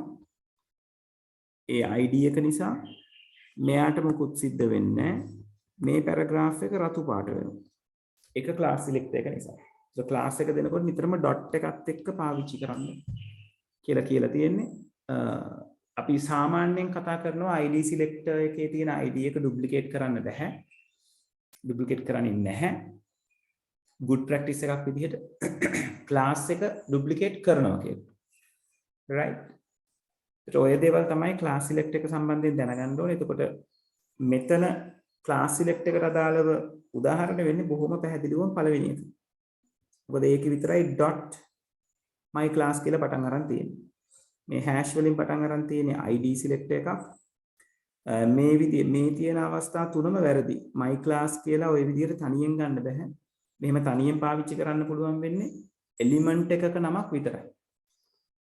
ඒක නිසා පැහැදිලිවම පළවෙනි එක තමයි උත්තරේ. right. 29 වෙනි ප්‍රශ්නේ 54.25ට තුල්‍ය ද්විමේය සංඛ්‍යාව අරගන්න එක. 54.25 කියන එකේ 54 කියන එක අපිට විසඳ ගන්න ලේසියිනේ. නේද? 54 අපිට හදා ගන්න පුළුවන් ස්ථානීය අගයන් ටික සම්බන්ධ කරලත් නේද? 1 2 4 8 16 32 අරගත්තා නම් 54 අපිට නිකම්ම හදා ගන්න පුළුවන්. නැත්නම් දෙකෙන් බෙද බෙදා බලන්න පුළුවන්. ඒතර 32ට 1යි 16ට 1යි 48යි 48ට තව 6ක් ඕනේ 54 වෙන්න. ඒක නිසා 4ට 1යි 2ට 1යි අරගෙන මේවට බිංදු දාගන්න පුළුවන්. right ඔය විදිහට 54 හදාගත හැකි. 0.25 කියන කෙනා කොහොමද හදාගන්නේ? අපි 0.25 අරගෙන දෙකෙන් වැඩි කරනවා. එතකොට අපිට එනවා 0.5යි කියලා. අපි උත්තරේ ලියනකොට පූර්ණ සංඛ්‍යාත්මක අගයත් එක්ක ලියන්න ඕනේ. 25 2 50යි දශම ස්ථාන 2යි පූර්ණ සංඛ්‍යාව ලියන්න ඕනේ. එතකොට අපේ දශම කොටස බිඳුවක් වෙලා නැති නිසා අපි මේ දශම කොටස විතරක් අරගෙන නැවත දෙකෙන් වැඩි කරනවා. එතකොට එනවා 10යි 1 දශම ස්ථානයයි. දැන් දශම කොටස බිඳුවක් වෙලා තියෙන නිසා අපි ගුණ කරන එක නතර කරනවා. මේකේ පූර්ණ සංඛ්‍යා ටික තමයි අපි සලකන්නේ. මෙන්න මේ ටික තමයි උත්තරේ කොටස විදිහට සලකන්නේ. ඒක ලියන්නේ උඩ ඉඳලා යටට. right? ඒ කියන්නේ 0.1 කියලා තමයි දෙකේ පාදයෙන් උත්තරේ එන්න ඕනේ. right? ඒක නිසා උත්තරේ කවුද ඉන්නේ? 1.1.1.1 මෙන්න මෙයා එනවා නේද? තුන්වෙනි උත්තරේ අපිට අරගන්න පුළුවන් නිවැරදි උත්තරේ විදිහට.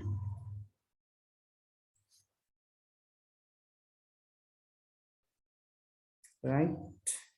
තුන්වෙනි එක නේද උත්තරේ? 29. ඔව්. තුන්වෙනි එක උත්තරේ විදිහට ගන්න පුළුවන්. හරි.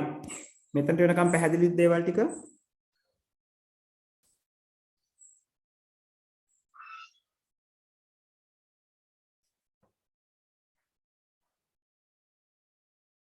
ඔව් ළමයි.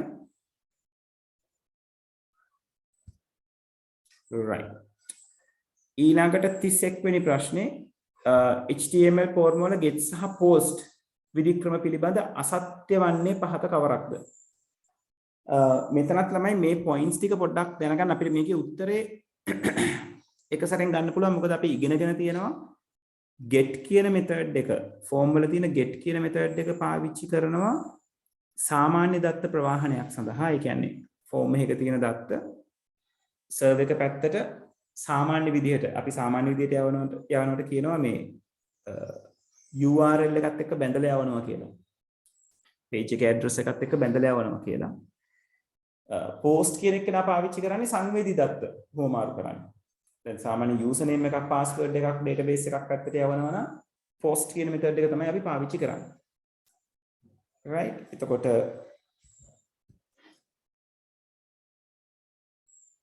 ඔව් සහන් post වල limit එකක් සාමාන්‍යයෙන් කියන්නේ ලොකු ප්‍රමාණයක් යවන්න පුළුවන් කියලා. මෙතන මේ සීමාවක් නැහැ කියන එකත් ගැටලුවක් තියෙනවා. right? නමුත් මේකේ අර most appropriate කියන්නේ මේකෙන් අහන්නේ අසත්‍ය ප්‍රකාශයනේ. පැහැදිලිවම අසත්‍ය වෙන ප්‍රකාශයක් තමයි get විධික්‍රමයේ සංවේදී දත්වය යැවීම සඳහා වඩා සුදුසුය කියන එක. right? get එක post එකට වඩා කාර්යක්ෂමයි. මොකද get එකේ ලොකුවට security බලන්න දෙයක් නැහැ. ඒක නිසා මෙයාට get එකට පුළුවන් communicate කරන්න. ඔව් get එකට පුළුවන් ටක් ගාලා communicate කරන්න post එකට වඩා. right? එතකොට විධික්‍රම දෙකම සේවාදායක විසින් සේවා යෝජක විසින් සේවා දායක වෙත දත්ත සැපීමට භාවිතා කරේ. ඔව් client side එකෙන් server side එකට දත්ත යවන තමයි get එකයි post එකයි දෙකම පාවිච්චි කරන්නේ. post විධික්‍රමයේ දත්තවල ප්‍රමාණය පිළිබඳ සීමාවක් නැත. සාමාන්‍යයෙන් ඒක සීමාවක් නැහැ කියන එක එච්චර ගැලපෙන්නේ නැහැ. මේ මොකක් හෝ සීමාවකට යටත්ව තමයි එන්නේ. නමුත් get එකේ යවන්න පුළුවන් වෙන්නේ බොහොම සුළු දත්ත ප්‍රමාණයක්. post එකේ ඊට විශාල දත්ත ප්‍රමාණයක් යවන්න පුළුවන්.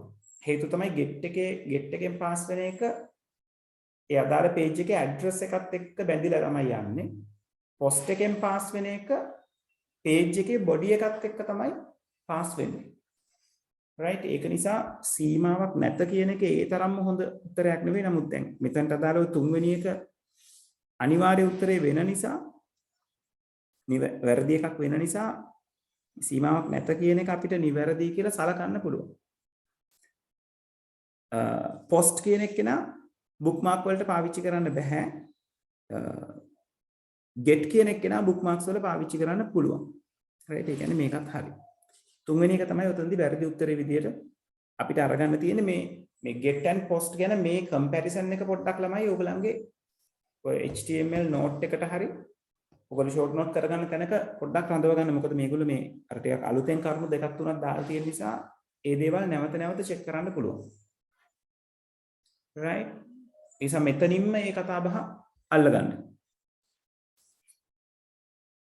right? ඔව් ඊළඟට 34 වෙනි ප්‍රශ්නේ කතා කරන්න කියලා තියෙනවා. ඔව් ඍජු ස්ථාපනය කිරීම පිළිබඳ නිවැරදි ප්‍රකාශය කුමක්ද? ඍජු ස්ථාපනය වඩාත්ම සංකීර්ණ මෙන්ම සෙමෙන් ක්‍රියාත්මක වන ස්ථාපන ක්‍රමයකි. ඍජු ස්ථාපනය කියන එක හැමින් ක්‍රියාත්මක වෙන එකක් නෙවෙයි.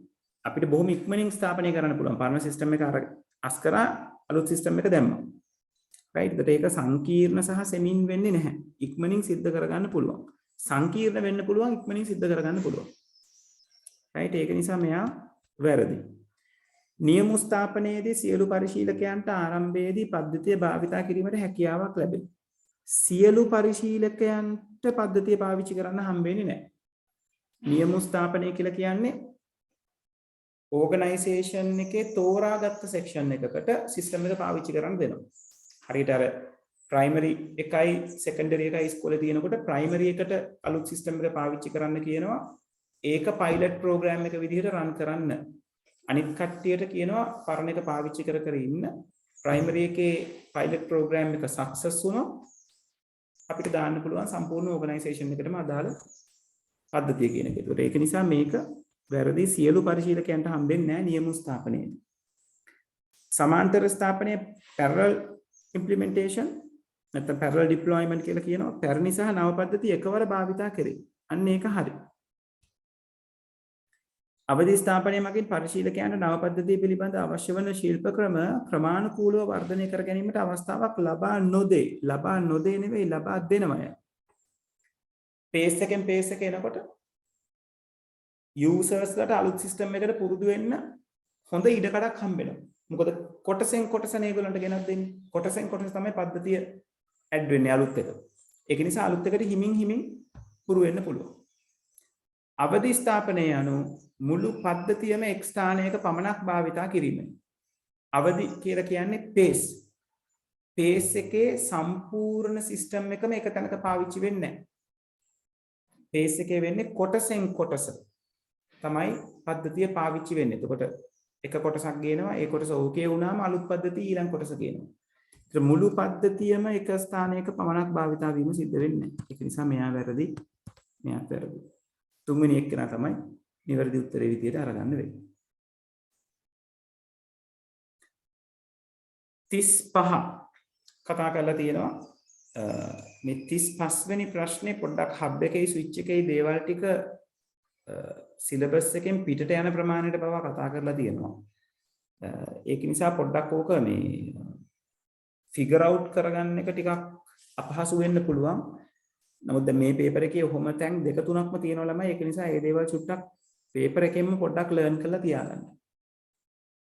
right? එතකොට ඕකේ පළවෙනි එකේ කියලා තියෙනවා නාභිය මගින් ජාලගත පරිගණක පමණක් සම්බන්ධ කෙරෙන අතර ස්විචය මගින් බහුවිධ උපක්‍රම සම්බන්ධ කෙරේ කියලා.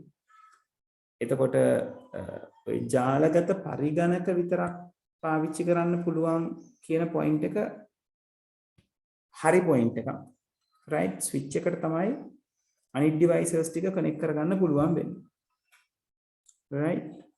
එතකොට A කියන එක නිවැරදි ප්‍රකාශයක් කියලා අපිට අරගන්න සිද්ධ වෙනවා.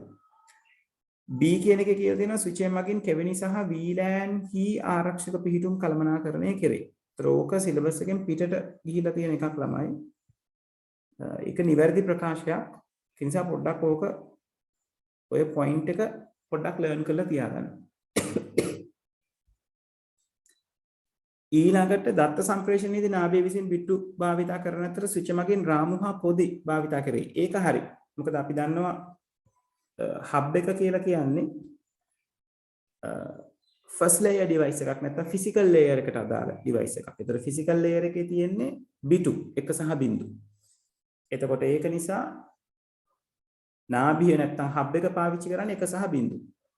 ස්විච් එක කියලා කියන්නේ ලේයර් 2 ඩිවයිස් එකක්.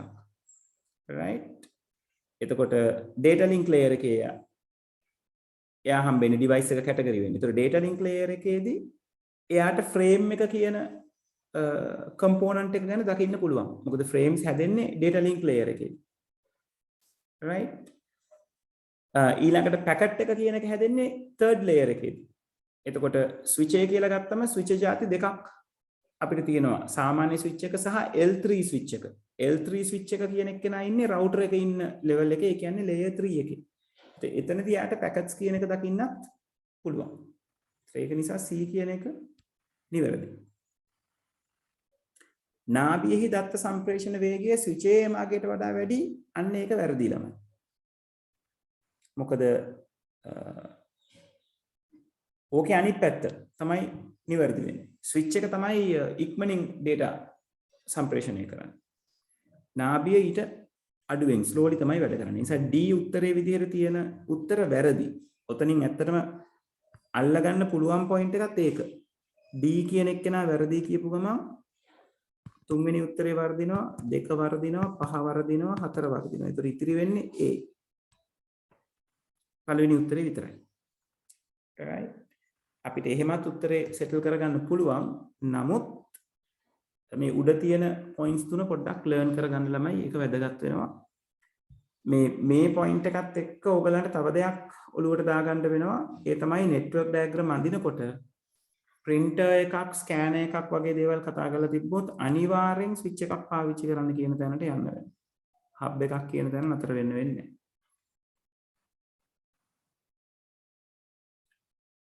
right? හරි. එතකොට 35 ප්‍රශ්නේ හරි.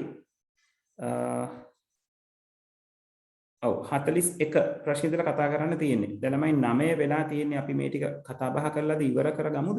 ඉන්න පුළුවන් නේද තව පැය භාගයක් විතර. මොකද නැත්තම් අපිට නේද දැන් ටයිම් එකත් එක්ක පොඩ අපි හිර වෙන තැනකට එනවා. පුළුවන් ද හැමෝටම තව පැය භාගයක් විතර ඉන්න? මොකද 41 ඉඳලා 50 වෙනකන් තියෙන එකේ අපිට ප්‍රශ්න 8ක් කතා කරන්න තියෙනවා.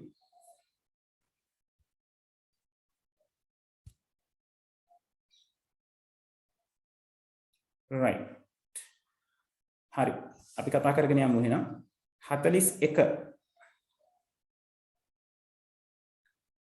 ගැලීම් සටහනෙහි ඉදිරිපත් කර ඇති ඇල්ගොරිතමයට අදාළ පහත් සඳහන් කවර ප්‍රකාශයක් සත්‍ය වේද? එය ආදාන 8ක් ලබා ගනී. දැන් ඕක ෆ්ලෝ chart එක දිහා බලලත් තීරණය කරගන්න පුළුවන් තත්ත්ව තියෙනවා. නමුත් හොඳම දේ තමයි hand trace කරලා බලන එක. right? මොකද කොයිම වෙලාවකත් ෆ්ලෝ chart එකක් එක්ක නිකන් හිතින් වැඩ කරන්න යන්න එපා ළමයි. වර්ධින්න තියෙන අවස්ථාව බොහොම වැඩි.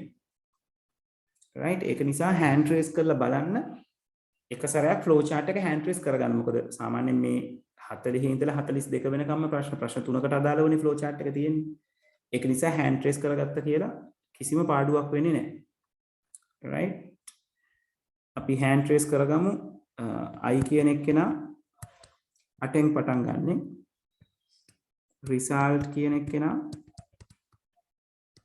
1න් පටන් ගන්නෙ. ඊට පස්සේ n කියන කෙනාව ආදානය කරන්න කියනවා. right? එතකොට අපිට n කියන කෙනා ආදානය කරනකොට අපි දන්නේ නැහැ n ට මොනවද එන්නේ කියලා. ඔයගොල්ලෝ මේ දෙවෙනි ප්‍රශ්නේ 41 වෙනි ප්‍රශ්නෙට අදාළව n කියන කෙනා දීලා තියෙනවා. මෙන්න මේ කියන අගයන් ටික. 3 2 ඍණ 4 4 1 ඍණ 9 5 ඍණ 6 ඍණ 1. දැන් මේ මුලින්ම අපි මේක ස්පෙસિෆයි කරගත්තම 40 වෙනි ප්‍රශ්නෙට උත්තරේ එනකොට මේ ෆ්ලෝ chart එක මොන වගේද කියන එක අපිට පැහැදිලි වෙනවා. right? එතකොට මෙතනදී උත්තරේ අරගන්න අපිට හරිය ලේසි. right? මම දැන් මේ කියන අගයන් ටිකම පාවිච්චි කරන්නම් hand tracing යනකොට. right? එතකොට තව ටිකක් දුරේ පොඩි කරගන්නම් මට බලා ගන්න ලේසි වෙන්න. මම මේක ලියා ගන්න. 3 2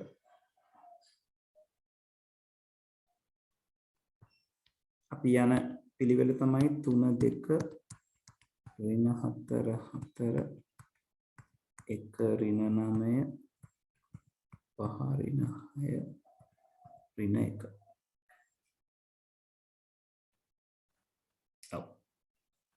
ඔව තමයි ඉන්පුට්ස් වෙන්නේ. එහෙනම් මම මුලින් 3 ඉන්පුට් කරනවා. 3 ඉන්පුට් කරාම n කියන කෙනා බිඳුවට වඩා කුඩාද කියලා බලනවා. එතකොට නැත කියන පාරේ අපිට යන්න වෙන්නේ. මෙයා 3 කියලා ඉන්පුට් වුණා. මේක නැත කියලා ආවා. රිසල්ට් එක n ගෙන් වැඩි කරලා නැවත රිසල්ට් එකට එකතු කරනවා. ඒ කියන්නේ 1 3ෙන් වැඩි කරනවා. නැවත රිසල්ට් එකටම අසයින් කරනවා. ඒ කියන්නේ රිසල්ට් එක 3 බවට පත් වෙනවා. එක් වරක් 3 3. ඊළඟට i ගෙන් එකක් අඩු වෙනවා. එයා 7 බවට පත් වෙනවා. ඊළඟට මෙයා චෙක් කරනවා i කියන කෙනා බිඳුවට අඩුද නැහැ. නැත්තම් මේ පාරේ යන්නේ. ඒ කියන්නේ ආයසරයක් n ව ප්‍රතිදානය කරන්න වෙනවා. n ව ආදානය කරන්න වෙනවා. ඒතර n කියන්නේ 2 ඉන්පුට් වෙනවා. n කියන කෙනා බිඳුවට අඩුද කියලා බලනවා. බිඳුවට අඩු නැහැ. එහෙමනම් මේ පාරේ නැවතෙනවා. රිසල්ට් එක n එකෙන් වැඩි වෙනවා. 3 2ෙන් වැඩි වෙනවා. 3 වරක් 2 6යි. i වලගේ එකකින් අඩු වෙනවා. 7 6 බවට පත් වෙනවා. ඊළඟට i කියන කෙනා බිඳුවට අඩුද කියලා බලනවා. තාම අඩු නැහැ. එහෙනම් නැවත n ව ඉල්ලනවා. n කියන්නේ ඍණ 4යි මේ වෙලාවේ. එතකොට මේක චෙක් කරාම මේ කන්ඩිෂන් එක නිවැරදි. n කියන කෙනා බිඳුවට වඩා අඩුයි. එහෙනම් කෙලින්ම මේ පාරේ ඇවිල්ලා i කින් එකක් අඩු කරන තැනට එන්නේ. ඒ කියන්නේ මෙතන 6 5 වෙනවා. රිසල්ට් එකට බලපෑමක් වෙන්නේ නැහැ. i කියන කෙනා බිඳුවට අඩුද කියලා බලනවා. i කියන්නේ තාම 5යි. ඒක නිසා බිඳුවට අඩුයි. නැවත n ව ඉන්පුට් කරන්න කියනවා. 4 ඉන්පුට් වෙනවා. 4 කියන කෙනා මෙතනට චෙක් කරාම මේ චෙක් වෙන එක අසත්‍යයි. ඒ කියන්නේ නැත පාරේ ඉන්නේ. ආයි රිසල්ට් එක n එකෙන් වැඩි වෙනවා. ඒ කියන්නේ 6 4ෙන් වැඩි වෙනවා. 24 හැදෙනවා. ඊට පස්සේ i ගේ අගය එකකින් අඩු වෙනවා. ඒ කියන්නේ 5 4 බවට පත් වෙනවා. ඊට පස්සේ 1 i කියන කෙනා චෙක් කරනවා බිඳුවට වඩා අඩුද? i කියන කෙනා 4යි තාම බිඳුවට අඩුයි. බිඳුවට අඩු නැහැ. ඒක නිසා නැත කියන පාර යනවා. ආයි ආදානය කිරීමක් වෙනවා n 1 කියන එක ආදානය වෙනවා. n කියන කෙනා බිඳුවට කුඩාද කියලා බලනවා. ඔව්. නැත කියන තැනට එන්නේ. බිඳුවට වඩා කුඩා නෑ 1 කියන කෙනා. එහෙනම් ආයිත් නැත පාරේ යන්නේ. රිසල්ට් එක නැවත වැඩි කරනවා n ගෙන්. ඒ කියන්නේ n මේ වෙලාවේ 1යි. රිසල්ට් එක 24යි. 24 එකකින් වැඩි වුණාම 24ම තමයි. වෙනසක් වෙන්නේ නැහැ. i කියන කෙනා බිඳුවට අඩුද කියලා බලනවා. ඔව් i කියන කෙනා බිඳුවට අඩුයි. එතකොට මේක චෙක් වුණා නැත කියන පාරේ තමයි තාම යන්නේ. නැවත n ව ආදානය කරගන්න. දැන් ආදානය වෙන්නේ ඍණ 9. ඍණ 9 කියන කෙනා මෙතනින් චෙක් කරාම ඔව් කියන පාරේ එන්න තියෙන්නේ. කෙලින්ම ඇවිල්ලා අයගේ අගේ එකකින් අඩු කරනවා. ඒතකොට 4 තිබ්බ කෙනා 3 වෙනවා. ඊට පස්සේ ආයි බිඳුවට අඩුද කියලා බලනවා. ඔව් තාමත් බිඳුවට අඩුයි. ආයි සැරයක් ආදානයක් ඉල්ලනවා. 5 කියන කෙනා ආදානය වෙනවා. එතකොට 5 ඉන්සර්ට් වෙනවා. එතකොට 5 කියන කෙනා බිඳුවට වඩා අඩු නැහැ. ආයි සැරයක් නැත කියන පාරේ එන්නේ. රිසල්ට් එක ඉෆෙක්ට් වෙනවා. රිසල්ට් එක ඉෆෙක්ට් වුණායින් පස්සේ රිසල්ට් එක එන්ගෙන් වැඩි වෙන්න ඕනේ. ඒ කියන්නේ 24 5න් වැඩි වෙන්න ඕනේ. උත්තරේ 120ක් කියලා එනවා. ඊට පස්සේ i චෙක් කරනවා තාම බිඳුවට අඩුද කියලා. i තාම බිඳුවට අඩුයි. එතකොට ඔව් අපි i වලගේ අඩු කරේ නෑ නේ ළමයි. මෙතන i වලගේ 2 බවට පත් වෙනවා. i බිඳුවට අඩුයි. නැවත වතාවක් යනවා. ආදානයක් ඉල්ලනවා. ඍණ 6 කියන කෙනා ඉන්පුට් වෙනවා. එතකොට ඍණ 6 මෙතනට ආවයින් පස්සේ මෙයා චෙක් කරනවා. ඍණ 6 කියන කෙනා බිඳුවට වඩා අඩුයි. ආයිසරයක් යන්නේ මේ හරහාමයි. i වලගේ එකකින් අඩු වෙනවා. right i වලගේ 1යි දැන්. තපරකින්මයි. yes. i වලගේ 1යි. 1 කියන කෙනා බිඳුවට වඩා අඩු නැහැ. ඒක නිසා නැවත යනවා n ආදානය කරනවා ඍණ 1යි. ඍණ 1 ආදානය වෙනවා. ආයෙත් මෙතන කන්ඩිෂන් එක චෙක් වෙනවා. එයා බිඳුවට වඩා කුඩායි. ඒක නිසා නැවත මේ පාර එනවා. i වලගේ බිඳුවක් වෙනවා. දැන් මේ කියන කන්ඩිෂන් එක සත්‍ය වෙනවා. සත්‍ය වුණාම ගිහිල්ලා print කරන්න කියලා කියන්නේ result එක. ඒ කියන්නේ මෙන්න මේ 120 print වෙනවා. right එතකොට 41ට උත්තරේ වෙන්නේ 120 කියන අගය. පැහැදිලිද?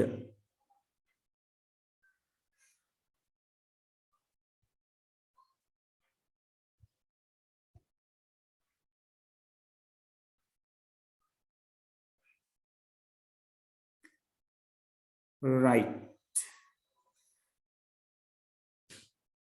42 වෙනි ප්‍රශ්නේ කතා කරන්න කියලා තියෙනවා 42 කියන එක. Yes, yes, I will do it. Once after my class, I'll go and buy it and come. Huh?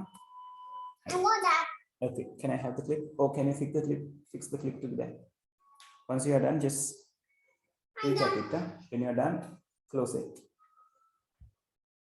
For 42 ඒකේ අහලා තියෙනවා මේ කියන ඒවායින් මොනවාද අදාළ ඇල්ගොරිතමයට සමාන වෙන්නේ කියන එක. දැන් මම මේක කතා කරගෙන යනකොට ඔයගොල්ලෝ පොතේ තියෙන ෆ්ලෝ chart එකත් එක්ක චුට්ටක් බලන්න. i කියන එක 8යි කියලා තියෙනවා ෆ්ලෝ chart එකේ result එක එකට සමාන කරලා තියෙනවා. while condition එක වෙන්නේ කවුද ළමයි මේකේ while condition එක වෙන්නේ?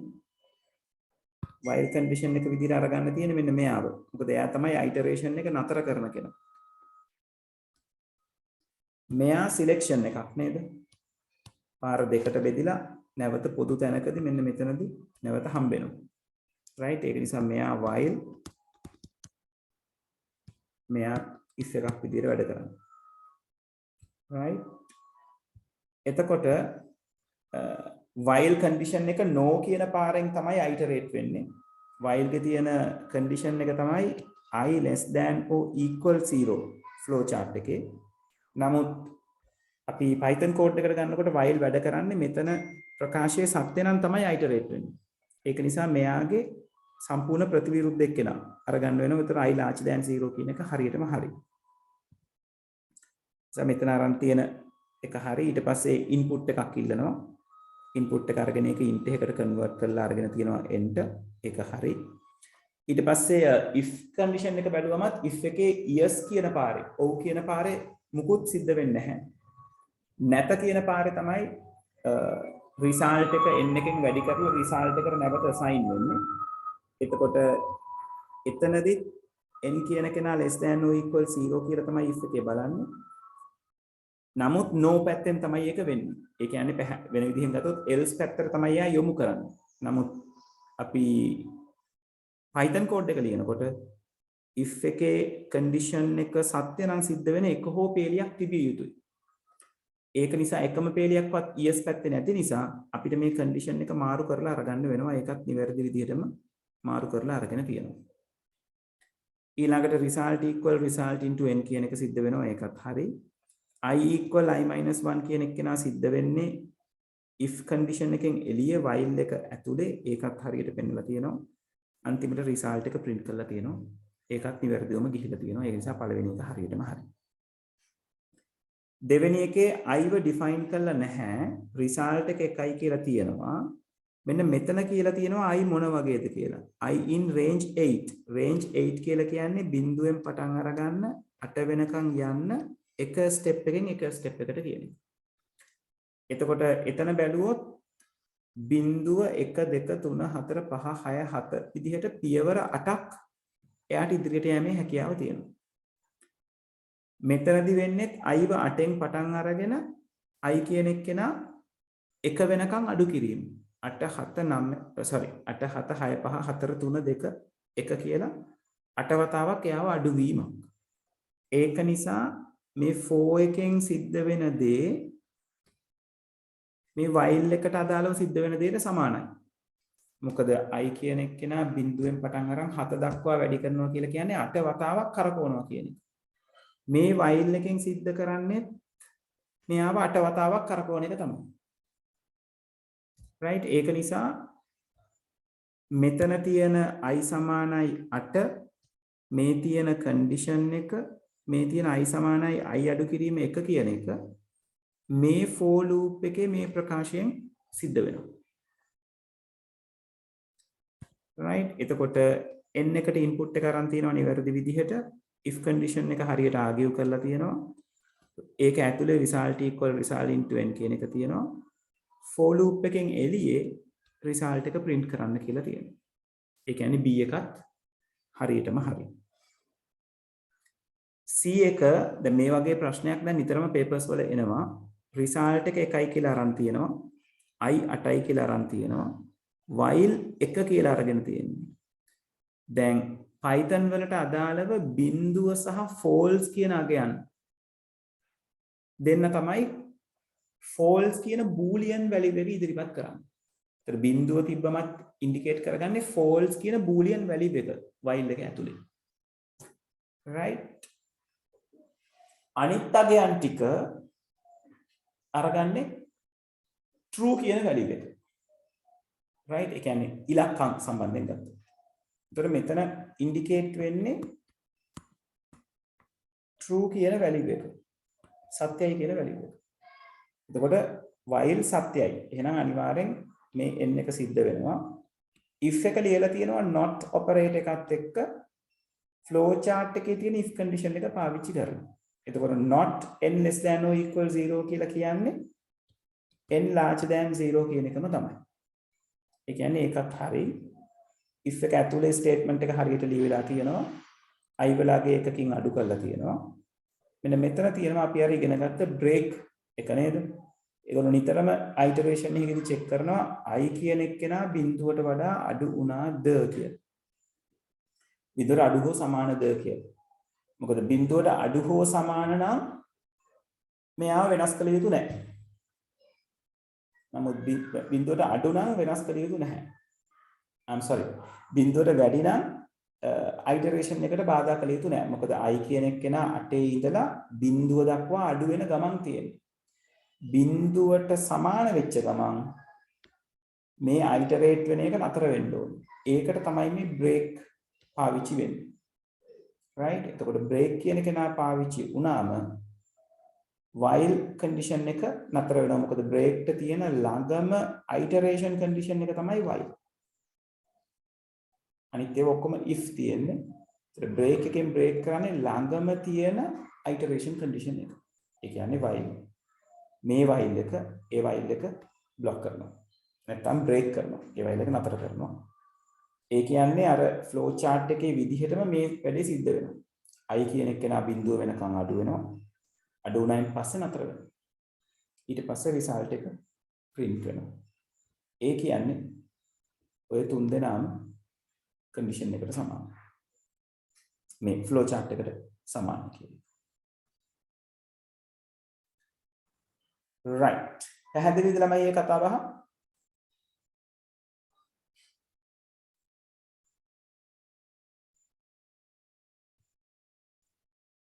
ඔව් ළමයි.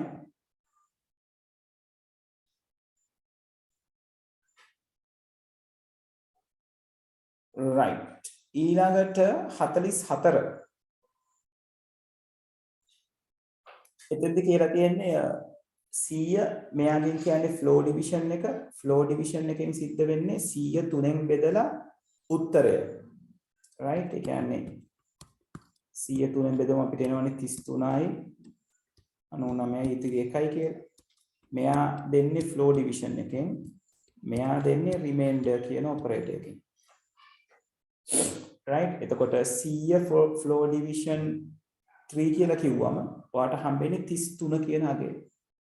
එතකොට මුලින්ම වරහන් ඇතුලේ තියෙන දේ තමයි සිද්ධ වෙන්නේ. එතකොට ඔයාට එනවා 33% 4 මෙයාගෙන් ඉන්ඩිකේට් වෙන්නේ O කියන ඔපරේටර් එක. අට bitwise O එක මෙයාගෙන් ඉන්ඩිකේට් වෙන්නේ. එතකොට percentage එකෙන් එන්නේ remainder මෙයාගෙන් ඉන්ඩිකේට් වෙන්නේ O ඔපරේටර් එක. ඒකෙන් priority එක තියෙන්නේ remainder එකට. එතකොට 33 4ෙන් බෙදලා ඉතුරු වගේ සැලකුවම 33ට 4 8යි ඉතිරි 1යි. නේද? 8 වරක් 4 32යි ඉතිරි 1යි. එතකොට මෙයාගෙන් ඔයගලන්ට හම්බ වෙනවා 1 O 8 කියලා. එතකොට bitwise operation එක කරාම 1ටයි 8ටයි 1 කියලා කියන්නේ 0.3යි 1 8 කියලා කියන්නේ 1.3. right. මේකට operation එක කරාම පළවෙනි කෙනාට එනවා 1.1යි ආයි 0.1යි 1යි. එතකොට මේ කියන්නේ 9. ඒ කියන්නේ උත්තරේ අපිට 5 කියලා ගන්න පුළුවන්. right. එතකොට 44ට අදාළ උත්තරේ 5 කියලා ගන්න පුළුවන්. 45ට අදාළව ඔව් මේක හරි ඉක්මනින් උත්තර ගන්න පුළුවන් තරම් හැබැයි හරියට කරගත්තොත්. right. hand trace කරගන්න ඕනේ පැහැදිලිවම. මේකේ result කියලා එක්කෙනෙක් ඉන්නවා. එයාට එක තියෙන්නේ S කියන කෙනා input එක විදිහට සලකනවා. input එක විදිහට ABC කියන string එක. ABC කියන string එක ඊළඟට අරගෙන තිනවා if len s කියලා කියන්නේ මොකද්ද ළමයි? s එකේ length එක. එතකොට මෙතන string එකක් නම් තියෙන්නේ. string එක length එක කියලා කියන්නේ අදාළ characters ගන්න. ඒ කියන්නේ මෙතන characters 6ක් තියෙනවා. ඒ කියන්නේ len s කියන්නේ 6යි. right. එතකොට මෙතනදී බලන්නේ 6 කියන කෙනා විශාලද 3ට කියන එක. එතකොට ඒක නිවැරදි. එහෙනම් result එකට 2 assign කරන්න කියලා කියනවා. ඒ කියන්නේ result එකට 2 assign වෙනවා. ඊළඟට බලන්න කියනවා len s කියන කෙනා මේ if එක ඉවරයි. මේ if එක ඉවරයි කියලා කියන්නේ මේ if එක ගාවට එනවා කියන එක. මොකද මේ if දෙක වෙන වෙනමනේ තියෙන්නේ. ඒත් මෙයා ඉවර වුණා. ඉවර වුණාට අනිත් එක්කෙනා ගාවට නෑවිදින් ඉන්නේ නෑ. මෙයා ගාවටත් එනවා. මොකද මේ if එක බ්ලොක් එකක්. මේ if එක වෙනම බ්ලොක් එකක්. මේ if එක ඇතුලේ මේ if එක තිබ්බනම් අන්න එතකොට if එක සත්‍ය වෙන අවස්ථාවල් වලට විතරයි දෙවෙනි if එක ගාවට එන්නේ. නමුත් මේ දෙන්න වෙනම. මේ if එක බ්ලොක් එකක්. මෙන්න මේ කොටසම එක බ්ලොක් එකක් විදිහට තියෙනවා. මෙතන බලන්නේ ආයෙත් len s කුඩායි 6 කියන එක. ඒ කියන්නේ 6 len s කියන්නේ 6 කුඩාද 6ට කියලා බලනවා. ඒතර ඒක වැරදි. ඒක නිසා මෙයා සිද්ධ වෙන්නේ නැහැ. එතකොට else if එකක් තියෙනවා. else if එකට එනවා. else if එකේ බලනවා 6 විශාලයි 6ද කියලා. else if එකත් වැරදි. ඒ කියන්නේ මේක සිද්ධ වෙන්නේත් නැහැ. ඒ කියන්නේ else එක ගාවට එනවා. else එකේ කියලා තියෙනවා result එකට 5 assign කරන්න කියලා. ඒ කියන්නේ මෙතන 2 වෙනුවට මෙතන 5 කියලා assign වෙනවා. අවසානයේ කියලා තියෙනවා රිසල්ට් එක print කරන්න කියලා. ඒ කියන්නේ 5 print වෙනවා. right? ඒ නිසා 45ට උත්තරේ 5 කියලා අපිට ගන්න පුළුවන්. 46. ඔව්. පහක් දක්වන Python කේතයේ ප්‍රතිදානය කුමක්ද? ඉතින් මේක සරල for loop එකක් තියෙන ළමයි. x කියන කෙනා 100යි. ඊට පස්සේ i කියන කෙනා වෙනස් වෙනවා 1 ඉඳලා 5 වෙනකම්. 1 2 3 4 කියන තැනට වෙනකම්. 4ට ඇවිල්ලා නතර වෙනවා. 5ට යන්නේ නැහැ. එතකොට පළවෙනි iteration එකේ කියනවා x ගෙන් i අඩු කරලා x ට assign කරන්න කියලා. ඒ කියන්නේ 100න් එකක් අඩු කරාම 99යි. එතකොට x 99 වෙනවා. දෙවෙනි iteration එකේදී i 2 වෙනවා. 99න් දෙකක් අඩු වෙනවා. ඒ කියන්නේ 97 වෙනවා. තුන්වෙනි iteration එකේදී i 3 වෙනවා. 97න් 3ක් අඩු වෙනවා. ඒ කියන්නේ මෙයා 94 වෙනවා. හතරවෙනි iteration එකේදී i 4 වෙනවා. 94න් 4ක් අඩු වෙනවා. ඒ කියන්නේ මෙයා 90 බවට පත් වෙනවා. 90 බවට පත් වුණායින් පස්සේ iterate වෙන එක නතර වෙනවා. මොකද i වැඩ කරන්නේ 1 සිට 4 දක්වා. එතකොට x කියලා කියන්නේ 90යි. ඒක නිසා 4 තමයි ඒකට දාලා වෙන උත්තරේ. right? ඕක ඉතින් iterate කරන්නේ නැතුව මෙතන range එක 1 ඉඳලා 4 වෙනකන් යනවා කියලා අරගත්තොත් මෙතන i ව තමයි අඩු වෙන්නේ කියලා ඔයා figure out කරගත්තොත් ඒ කියන්නේ i 1 ඉඳලා 4 වෙනකන් අඩු වෙනවා. එතකොට 1 එකතු කිරීම 2 එකතු කිරීම 3 එකතු කිරීම 4 කියන උත්තරය අරගත්තොත් උත්තරේ එන්නේ 10යි. ඉතින් 100න් 10ක් අඩු කරාම උත්තරේ 90යි කියලා අරගන්නත් පුළුවන්. right? ඒක ඇල්ගොරිතම් එක සැරේ ඔලුවට ගියා නැත්නම් hand trace කරලා බලන්න වෙනවා. මේක 90 හම්බෙන විදිය මොන විදියද කියලා බලා ගන්න.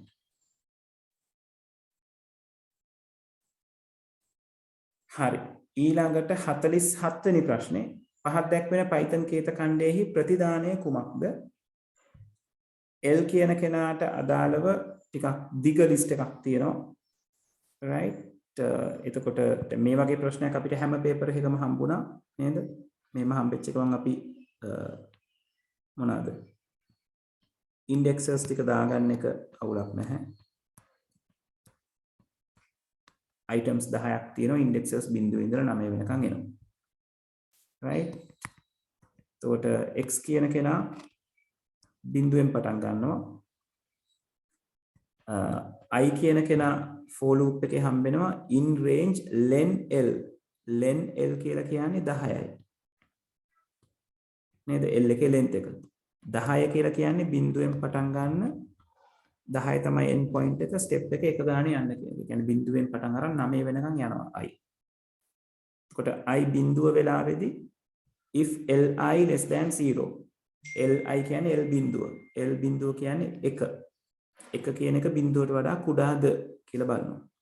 ඒතර 1 කියන කෙනා බිඳුවට වඩා කුඩා නැහැ. ඒක නිසා මෙයා සිද්ධ වෙන්නේ නැහැ. ඒක නිසා මෙතනට එන්නේ නැහැ.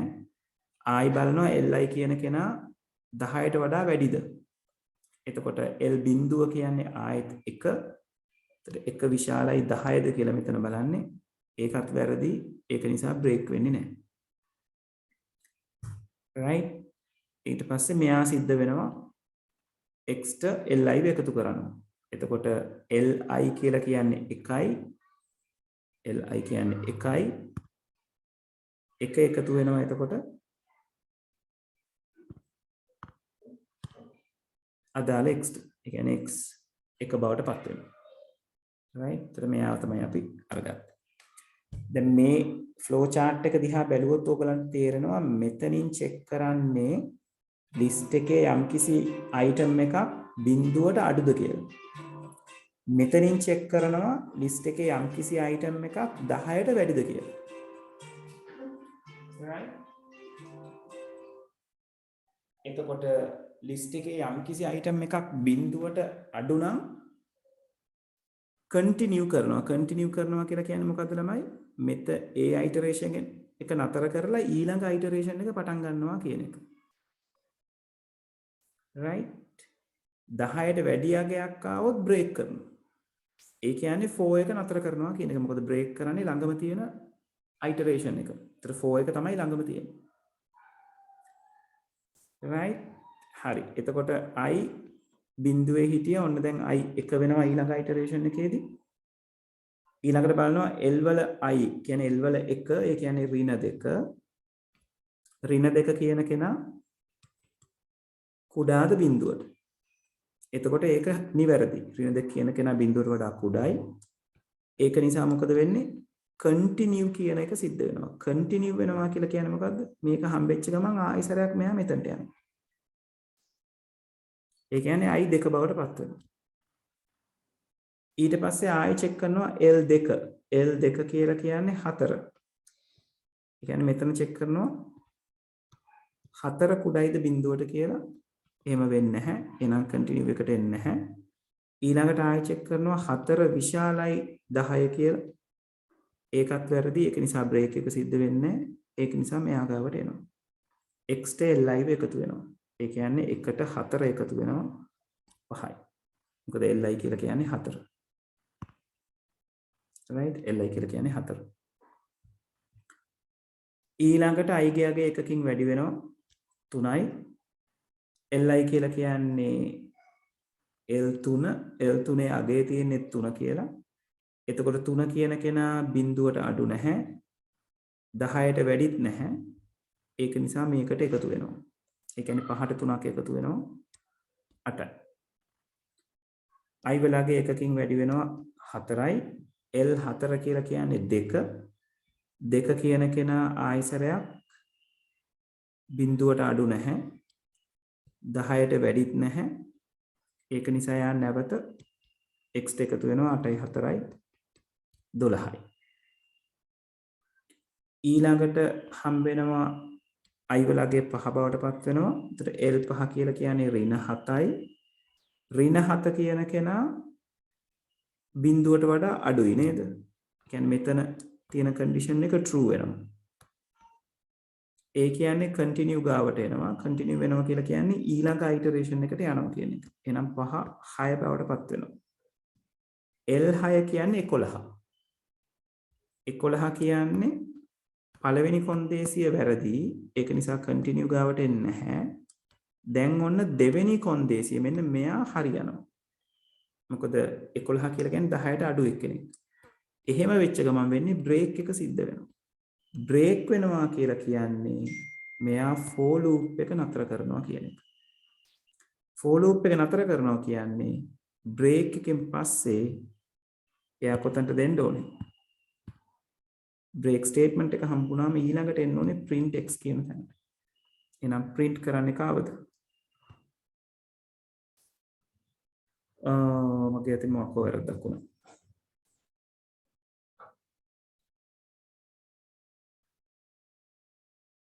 තපරකින් ළමයි 4 1 5 3 8 10.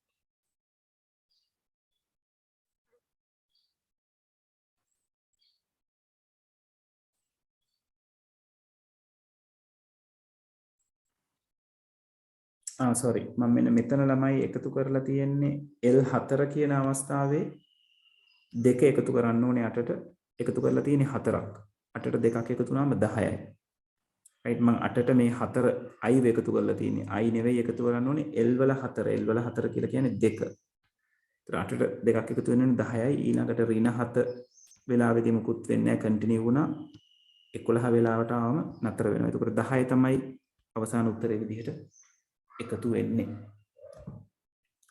47 පැහැදිලිද ළමයි මෙන්න මෙතනදී මගේ අතින් මිස්ටේක් එකක් වුණා මම L4 එකතු කරනවා වෙනුවට 4 එකතු කරලා තිබ්බා මේ 8ට එතන L4 කියලා අපිට හම්බෙන්නේ 2 ඒතර 8ට දෙකක් එකතු වෙන්න ඕනේ 10 විදිහට ළමයි 47 පැහැදිලිද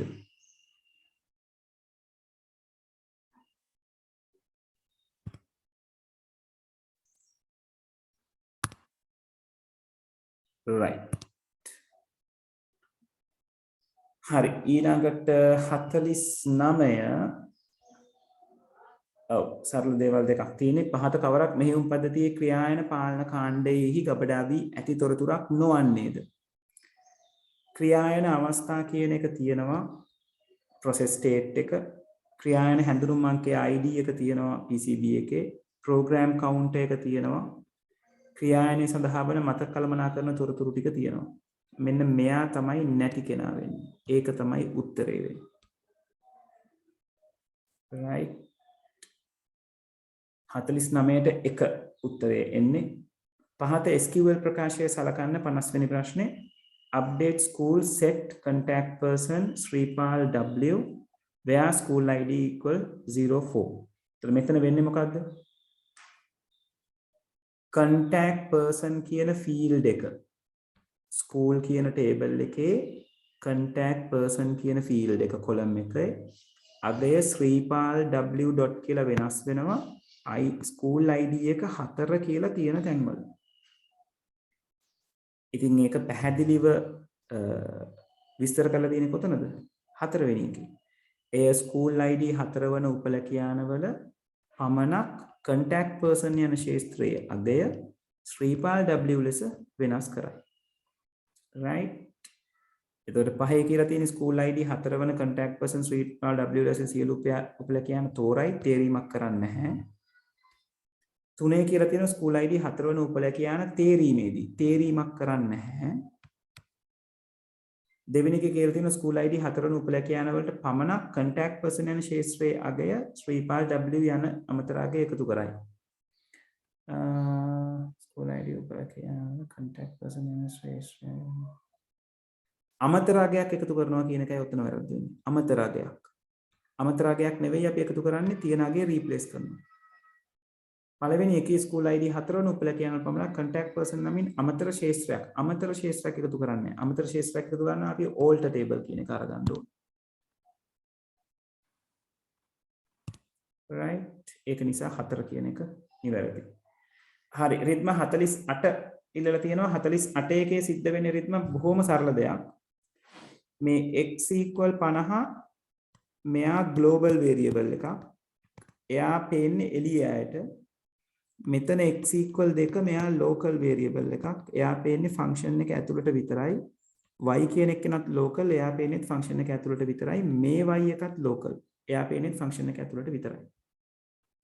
එතකොට මෙතනදී function x කියලා කිව්වම pass වෙන්නේ මෙතනින් pass වෙන්නේ 50. මොකද x කියාගේ 50යි. global එක්කෙනා තමයි pass වෙන්නේ. මොකද මෙයාත් එළියේ ඉන්නේ. මෙයාත් එළියේ ඉන්නේ. එළියේ ඉන්න එක්කෙනාට පේන්නේ එළියේ ඉන්න එක්කෙනා. එතකොට y කියන කෙනාට 50 කියන එක assign වෙනවා එතනදී. right ඒක local y. right ඒක global x එකක් තියෙනවා. okay සුසු global x එකක් තියෙනවා. okay that's very nice. It's full of look. That we finish the class and Ooh, no, it's all dirty. okay. You can give them to me. No way.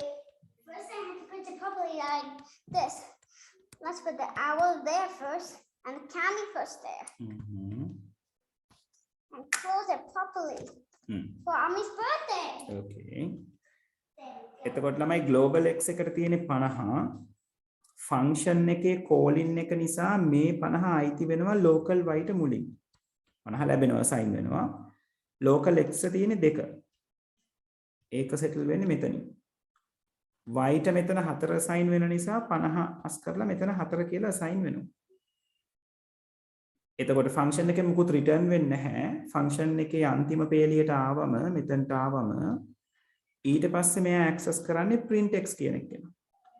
print x කියනකොට මේ x කියලා පේන්නේ කවුද? මේ global x තමයි පේන්නේ. ඒ කියන්නේ 50 තමයි print වෙන්නේ. ඕකේ syntax error එකක්වත් name error එකක්වත් එන්නේ නැහැ. right syntax error එකක් එනවා මොකක් වුණා නම් මෙන්න මේ පළවෙනි පේලිය නොතිබුණා නම් x සමානයි 50 කියලා එකක් නොතිබුණා නම් syntax error එකක් එනවා. මොකද එතකොට x ඉන්නේ function එක ඇතුලේ එළියේ ඉන්න අයට x පේන්නේ නැහැ. එතකොට syntax error එකක් එනවා නැත්නම් name error එකක් එන්න පුළුවන්. clear ද රිද්මා?